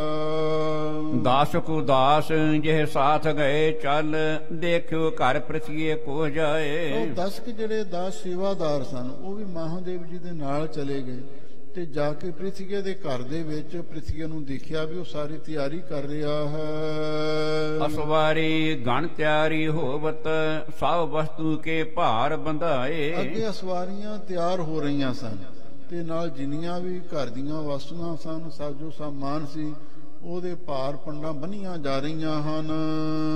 ਸਗਲ ਸਗਟ ਮਹਿਲਾਦਤ ਸਾਂਬਤ, ਹੀਰਤ ਲੋ ਖਰੇ ਸਮਦਾਏ। ਜਿਹੜੇ ਪ੍ਰਿਥਵੀ ਦੇ ਸੇਵਾਦਾਰ ਨੇ ਉਹ ਚੀਜ਼ਾਂ ਬੰਨ ਕੇ ਪੰਡਾਂ ਬੰਨ ਕੇ ਗੱਡਿਆਂ ਤੇ ਲਾਦੇ ਨੇ। ਉਸ ਵੇਲੇ ਗੱਡੇ ਹੁੰਦੇ ਸਨ, ਭਾਰ ਢੋਣ ਦਾ ਕੰਮ ਕਰਦੇ ਤੇ ਨਾਲੇ ਹੋਰ ਸਾਰੀ ਸਮੱਗਰੀ ਸੰਭਾਲ ਰਹੇ ਨੇ ਤੇ ਬਹੁਤੇ ਲੋਕ ਖੜੇ ਤਮਾਸ਼ਾ ਵੇਖ ਰਹੇ ਹਨ। ਵਹਿਰ ਸਦਨ ਤੇ ਕੋਥ ਤੇ ਅੰਤਰ, ਕੇਤਕ ਪੌਰ ਸਥਿਰ ਦਰਸਾਏ। ਲੋਕ ਕਈ ਤਾਂ ਘਰ ਤੋਂ ਬਾਹਰ ਖੜੇ ਨੇ, ਪਿੰਡ ਦੇ ਲੋਕ, ਸ਼ਹਿਰ ਦੇ ਲੋਕ, ਤੇ ਕਈ ਇਹਦੇ ਸੇਵਾਦਾਰ ਜਿਹੜੇ ਖਾਸ ਇਹਦੇ ਹਮਾਇਤੀ ਨੇ ਘਰ ਦੇ ਵਿੱਚ ਵੀ ਬੜੇ ਹੋਏ ਨੇ ਤੇ ਕਈ ਦਰਵਾਜ਼ੇ ਤੇ ਖੜੇ ਇਹਨਾਂ ਦਾ ਸਾਰਾ ਇਹ ਹਾਲ ਵੇਖ ਰਹੇ ਹਨ। ਮੰਦ ਮੰਦ ਕਹਿ ਆਪਸ ਮਹਿ ਨਰ, ਪ੍ਰਿਥਿਆ ਮਹਾ ਉਪਦਰਵ ਮੂਲ। ਲੋ ਜਿਹੜੇ ਲੋਕ ਨੇ ਹੌਲੀ ਹੌਲੀ ਆਪਸ ਵਿੱਚ ਗੱਲਾਂ ਕਰਦੇ ਨੇ, ਕਹਿੰਦੇ ਵੀ ਪ੍ਰਿਥਿਆ ਨਾ ਸਾਰੇ ਝਗੜਿਆਂ ਦਾ ਮੂਲ ਕਾਰਨ ਪ੍ਰਿਥਿਆ ਹੈ ਵੀ ਇਹ ਹੁਣ ਵੇਖੋ ਕੀ ਕਰਤੂਤ ਕਰ ਰਿਹਾ ਹੈ। ਤਬ ਤਬ ਸ਼ੇਸ਼ ਦਵੈਸ਼ ਕੋਠਾਨਤ, ਆਘਾ ਸ਼ੇਸ਼ ਤੇ ਡਰਹਿ ਨਾ ਭੂਲ। ਪ੍ਰਿਥਿਆ ਦੇਖ ਲੋ ਬਹੁਤਾ ਹੀ ਸਾੜਾ ਕਰਦਾ, ਬਹੁਤਾ ਹੀ ਇਹਦਾ ਹਿਰਦਾ ਗੁੱਸੇ ਈਰਖਾ ਵਿੱਚ ਸੜਦਾ ਰਹਿੰਦਾ, ਬਿਨਾਂ ਕਾਰਨ ਤੋਂ ਦਵੈਸ਼ ਕਰਦਾ ਹੈ ਤੇ ਫਿਰ ਵੱਡੇ ਵੱਡੇ ਪਾਪ ਕਰਨ ਤੋਂ ਭੋਰਾ ਵੀ ਡਰਦਾ ਨਹੀਂ ਹੈ। ਗਾਦੀ ਪਰ ਬੈਠੇ ਗੁਰ ਅਰਜਨ, ਤਬ ਕੋ ਹੋਤ ਭਇਓ ਪ੍ਰਤਕੂਲ। ਜਦ ਤੋਂ ਗੁਰੂ ਅਰਜਨ ਦੇਵ ਮਹਾਰਾਜ ਨੂੰ ਗੁਰੂ ਰਾਮਦਾਸ ਮਹਾਰਾਜ ਨੇ ਗੁਰਤਾ ਗੱਦੀ ਬਖਸ਼ਿਸ਼ ਕੀਤੀ ਹੈ, ਉਸ ਵੇਲੇ ਤੋਂ ਹੀ ਇਹ ਗੁਰੂ ਮਹਾਰਾਜ ਦੇ ਖਿਲਾਫ ਹੋਇਆ। ਤੇ ਜਦੋਂ ਗੁਰੂ ਅਰਜਨ ਦੇਵ ਮਹਾਰਾਜ ਨੂੰ ਗੁਰਤਾ ਗੱਦੀ ਬਖਸ਼ਿਸ਼ ਹੋਈ ਸੀ ਨਾ, ਉਸ ਵੇਲੇ ਪ੍ਰਿਥਵੀ ਨੇ ਆਪਣੇ ਪਿਤਾ ਸਤਿਗੁਰੂ ਸੋਢੀ ਸੁਲਤਾਨ ਧੰਨ ਧੰਨ ਸ੍ਰੀ ਗੁਰੂ ਰਾਮਦਾਸ ਮਹਾਰਾਜ ਦੇ ਨਾਲ ਵੀ ਝਗੜਾ ਕੀਤਾ ਸੀ, ਪਿਤਾ ਨਾਲ ਵੀ ਤਕਰਾਰ ਕੀਤਾ ਸੀ ਤੇ ਉਦੋਂ ਦਾ ਗੁਰੂ ਅਰਜਨ ਦੇਵ ਮਹਾਰਾਜ ਦੇ ਪੂਰਾ ਖਿਲਾਫ ਹੋ ਗਿਆ। ਹਾਥ ਨਹੀਂ ਕਛ ਪ੍ਰਾਪਤ ਹੋਵਤ, ਜਿਸ ਪਰ ਨਹਿ ਭੇ ਪਿਤ ਅਨੁਕੂਲ। ਹੁਣ ਇਹਦੇ ਹੱਥ ਵਿੱਚ ਤੇ ਕੁਛ ਆਉਣ ਵਾਲਾ ਨਹੀਂ ਹੈ, ਕਿਉਂਕਿ ਜਦੋਂ ਇਹ ਪਿਤਾ ਦੇ ਅਨੁਕੂਲ ਅਨਸਾਰੀ ਨਹੀਂ ਹੋਇਆ, ਪਿਤਾ ਸਤਿਗੁਰੂ ਦੀ ਆਗਿਆ ਨਹੀਂ ਮੰਨੀ, ਉਹਨਾਂ ਦੀ ਸੇਵਾ ਨਹੀਂ ਕੀਤੀ, ਪ੍ਰਸੰਨਤਾ ਦਾ ਪਾਤਰ ਨਹੀਂ ਬਣਿਆ ਤੇ ਹੁਣ ਇਹ ਕੀ ਭਾਲਦਾ ਹੈ। ਅਬ ਉਤਪਾਤ ਕਰਨ ਕਹੋ ਗਮਨਤ, ਵਿਖ ਕੀ ਬਾਤ ਬਿਤਤ ਗਈ ਹੋਏ। ਲੋਕ ਗੱਲਾਂ ਕਰਦੇ ਨੇ, ਕਹਿੰਦੇ ਵੀ ਹੁਣ ਇਹ ਜ਼ਹਿਰ ਦੇਣ ਦੀ ਇਹਦੀ ਜਿਹੜੀ ਸਾਜ਼ਿਸ਼, ਗੁੱਝੀ ਸਾਜ਼ਿਸ਼ ਪ੍ਰਗਟ ਹੋ ਗਈ ਹੈ, ਸੰਗਤਾਂ ਨੂੰ ਪਤਾ ਲੱਗ ਗਿਆ ਹੈ ਤੇ ਹੁਣ ਇਹ ਨਵਾਂ ਉਪਦਰਵ ਕਰਨ ਵਾਸਤੇ ਦਿੱਲੀ ਵੱਲ ਜਾ ਰਿਹਾ ਹੈ। ਦਬਿਓ ਲਾਜ ਤੇ ਰਹਿ ਨ ਸਕੈ ਪੁਰ, ਨਿੰਦ ਹੈ ਨਰ ਨਾਰੀ ਸਭ ਕੋਏ। ਹੁਣ ਸ਼ਰਮ ਦਾ ਦੱਬਿਆ ਹੋਇਆ, ਸ਼ਰਮ ਦਾ ਮਾਰਿਆ ਹੋਇਆ, ਹੁਣ ਇਸ ਸ਼ਹਿਰ ਅੰਮ੍ਰਿਤਸਰ ਸਾਹਿਬ ਦੇ ਵਿੱਚ ਰਹਿ ਨਹੀਂ ਸਕਦਾ ਤੇ ਜਿੰਨੇ ਮਾਈ ਭਾਈ ਨੇ ਸਾਰੇ ਇਹਦੀ ਨਿੰਦਿਆ ਕਰਦੇ ਨੇ, ਕਹਿੰਦੇ ਵੀ ਕਿੰਨਾ ਇਹ ਪ੍ਰਿਥਵੀ ਦਾ ਸੁਭਾਅ ਚੰਦਰਾ ਹੈ, ਕਿੰਨੇ ਉਪਦਰਵ ਕਰਦਾ ਤੇ ਹਾਲੇ ਵੀ ਚੈਨ ਨਾਲ ਨਹੀਂ ਬਹਿੰਦਾ। ਸੁੰਦਰ ਸ਼੍ਰੀ ਹਰਿ ਗੋਬਿੰਦ ਬਾਲਕ, ਅਨੁਜ ਆਨੰਦ ਮੰਦਰ ਗੁਣ ਜੋਏ। ਦੇਖ ਲੋ ਸ਼੍ਰੀ ਗੁਰੂ ਹਰਗੋਬਿੰਦ ਸਾਹਿਬ ਮਹਾਰਾਜ ਹਾਲੇ ਬਾਲ ਸਤਿਗੁਰੂ ਨੇ, ਗੁਰੂ ਅਰਜਨ ਦੇਵ ਮਹਾਰਾਜ ਦੇ ਫਰਜ਼ੰਦ ਨੇ, ਉਹਨਾਂ ਦੇ ਸਾਹਿਬਜ਼ਾਦੇ ਨੇ, ਸਾਰੇ ਗੁਣਾਂ ਦਾ ਘਰ ਹਨ। ਜਿਸ ਹੱਥ ਬੇ ਕੋ ਚਾਹਤ ਨਿਤ ਪ੍ਰਤ, ਮਤ ਹੱਥ ਭਈ ਦੁਖਤ ਪਿਖ ਸੋਏ। ਲੋਕ ਇਹ ਗੱਲਾਂ ਕਰਦੇ ਨੇ, ਦੇਖ ਲੋ ਇਹ ਸਾਹਿਬਜ਼ਾਦੇ ਨੂੰ ਹਮੇਸ਼ਾ ਲਈ ਮਾਰਨਾ ਹੀ ਚਾਹੁੰਦਾ ਹੈ, ਪਤਾ ਨਹੀਂ ਦੀ ਕਿਉਂ ਮਤ ਮਾਰੀ ਗਈ ਹੈ, ਉਹਨਾਂ ਨੂੰ ਵੇਖ ਕੇ ਦੁਖੀ ਹੋਇਆ ਰਹਿੰਦਾ ਹੈ। ਪ੍ਰਥਮ ਧਾਏ ਪੁਨ ਪੰਨ ਗਸ਼ੋਰ, ਅਬ ਕੋ ਕਰਮ ਇਹ ਕੀਨ ਮਹਾਨ। ਪਹਿਲਾਂ ਇਸ ਨੇ ਦਾਈ ਨੂੰ ਭੇਜਿਆ ਵੀ ਤੂੰ ਜਾ ਕੇ ਜ਼ਹਿਰੀਲਾ ਦੁੱਧ ਚੁੰਗਾ ਦੇਵੀਂ, ਮੌਤ ਹੋ ਜਾਵੇਗੀ। ਫਿਰ ਸਪੇਲੇ ਕੋਲੋਂ ਜ਼ਹਿਰੀਲਾ ਸੱਪ ਛਡਵਾਇਆ ਵੀ ਡੰਗ ਮਾਰ ਦੇਵੇਗਾ ਤੇ ਫਿਰ ਬਹੁਤ ਹੋਰ ਖੋਟੇ ਕੰਮ ਕੀਤੇ, ਕਿਹੜੇ ਕਿਹੜੇ ਗਿਣੀਏ। ਗੁਰ ਸੁਤ ਕੇ ਸਹਾਏ ਪਰਮੇਸ਼ਰ, ਅਦਿਪਤ ਜੋਤ ਮੁਖ ਮੰਡਲ ਜਾਨ। ਪਰ ਗੁਰੂ ਹਰਗੋਬਿੰਦ ਸਾਹਿਬ ਮਹਾਰਾਜ ਦੇ ਸਹਾਈ ਅਕਾਲ ਪੁਰਖ ਵਾਹਿਗੁਰੂ ਜੀ ਹਨ, ਜਿਨ੍ਹਾਂ ਦੇ ਮੁਖ ਮੰਡਲ ਦੇ ਉੱਤੇ ਵਾਹਿਗੁਰੂ ਦੀ ਜਿਹੜੀ ਬਖਸ਼ਿਸ਼ ਦੀ ਜੋਤ ਹੈ, ਬ੍ਰਹਮ ਗਿਆਨ ਦੀ ਜੋਤ ਹੈ, ਉਹ ਪ੍ਰਕਾਸ਼ ਰਹੀ ਹੈ। ਇਤਿਆਦਿਕ ਸਭ ਕਰਤ ਬਾਰਤ ਅਦਕ ਭੀਰ ਹੋਈ ਤਹਿਆਨ। ਇਸ ਤੋਂ ਆਦ ਲੈ ਕੇ ਸਾਰੇ ਲੋਕ ਚਰਚਾ ਕਰਦੇ ਨੇ, ਗੱਲਾਂ ਬਾਤਾਂ ਕਰਦੇ ਨੇ ਕਿ ਹੁਣ ਪ੍ਰਿਥਵੀ ਜਾ ਰਿਹਾ ਹੈ ਤੇ ਇਹਦਾ ਤਮਾਸ਼ਾ ਦੇਖਣ ਦੇ ਲਈ ਬਹੁਤੇ ਲੋਕਾਂ ਦੀ ਭੀੜ ਇਕੱਤਰ ਹੋ ਗਈ ਹੈ। ਮਹਾਦੇਵ ਘਰ ਮਹਿ ਪਰਵੇਸ਼ਿਓ ਮਹਾ ਉਪਦਰਵ ਚਾਹਤ ਹਾਨ। ਮਹਾਦੇਵ ਗੁਰੂ ਮਹਾਰਾਜ ਦਾ, ਗੁਰੂ ਰਾਮਦਾਸ ਮਹਾਰਾਜ ਦਾ ਵਿਚਕਾਰਲਾ ਪੁੱਤਰ ਹੈ। ਪ੍ਰਿਥਵੀ ਤੋਂ ਛੋਟਾ ਤੇ ਗੁਰੂ ਅਰਜਨ ਦੇਵ ਮਹਾਰਾਜ ਦੇ ਨਾਲੋਂ ਵੱਡਾ ਹੈ, ਗੁਰਮੁਖ ਤੇ ਸਿੱਧੇ ਸੁਭਾਅ ਵਾਲਾ ਹੈ। ਹੁਣ ਮਹਾਦੇਵ ਪ੍ਰਿਥਵੀ ਦੇ ਘਰ ਚਲਿਆ ਗਿਆ, ਉਹਦੇ ਅੰਦਰ ਦੀ ਇਹ ਇੱਛਾ ਹੈ, ਉਹਦੇ ਅੰਦਰ ਦੀ ਇਹ ਮਨਸ਼ਾ ਹੈ ਵੀ ਇਹ ਜਿਹੜਾ ਨਵਾਂ ਉਪਦਰਵ ਕਰਨ ਲੱਗਿਆ ਨਾ, ਵੀ ਮੈਂ ਉੱਥੇ ਦਿੱਲੀ ਜਾ ਕੇ ਫੌਜਾਂ ਚੜਾ ਕੇ ਲਿਆਵਾਂਗਾ ਤੇ ਗੁਰੂ ਅਰਜਨ ਦੇਵ ਮਹਾਰਾਜ ਨੂੰ ਸਣੇ ਪਰਿਵਾਰ ਦੇ ਮੌਤ ਦੀ ਸਜ਼ਾ ਦਿਵਾਵਾਂਗਾ। ਇਹ ਉਸ ਉਪਦਰਵ ਨੂੰ ਨਾਸ਼ ਕਰਨਾ ਚਾਹੁੰਦੇ ਨੇ। ਜਿਹੜੇ ਸਿਆਣੇ ਪੁਰਸ਼ ਹੁੰਦੇ ਨੇ ਨਾ, ਜੇ ਕਿਸੇ ਘਰ ਦੇ ਵਿੱਚ ਲੜਾਈ ਹੋਵੇ ਉਹਨੂੰ ਸ਼ਾਂਤ ਕਰਨਾ ਚਾਹੁੰਦੇ ਨੇ, ਵੀ ਘਰ ਦੀ ਘਰੇ ਨਿਬੇੜ ਲੈਣੀ ਚਾਹੀਦੀ ਹੈ, ਬਾਹਰ ਨਹੀਂ ਤਮਾਸ਼ਾ ਦਿਖਾਉਣਾ ਚਾਹੀਦਾ। ਇਸੇ ਦ੍ਰਿਸ਼ਟੀਕੋਣ ਤੋਂ ਮਹਾਦੇਵ ਜੀ ਹੁਣ ਪ੍ਰਿਥਵੀ ਦੇ ਘਰ ਪਹੁੰਚ ਗਏ ਨੇ। ਅੱਗੇ ਜਿਵੇਂ ਮਹਾਦੇਵ ਜੀ ਦੇ ਪ੍ਰਿਥਵੀ ਦਾ ਸੰਵਾਦ ਹੋਣਾ, ਉਹ ਪ੍ਰਸੰਗ ਆਪ ਸੰਗਤਾਂ ਨੇ ਕੱਲ ਨੂੰ ਸਰਵਣ ਕਰਨਾ। ਹੁਣ ਸਮਾਂ ਸੰਪੂਰਨ ਹੋਇਆ, ਢਾਡੀ ਸਿੰਘ ਪਹੁੰਚ ਗਏ ਨੇ, ਉਹਨਾਂ ਨੇ ਵੀ ਗੁਰ ਇਤਿਹਾਸ ਸਰਵਣ ਕਰਵਾਉਣਾ। ਸਾਰੀ ਸੰਗਤ ਦਾ ਬਹੁਤ ਬਹੁਤ ਧੰਨਵਾਦ। ਹੋਈਆਂ ਭੁੱਲਾਂ ਚੁੱਕਾਂ ਲਈ ਖਿਮਾ ਕਰਨਾ। ਮਹਾਦੇਵ ਘਰ ਮਹਿ ਪਰਵੇਸ਼ਿਓ ਮਹਾ ਉਪਦਰਵ ਚਾਹਤ ਹਾਨ। ਵਾਹਿਗੁਰੂ ਜੀ ਕਾ ਖਾਲਸਾ, ਵਾਹਿਗੁਰੂ ਜੀ ਕੀ ਫਤਿਹ।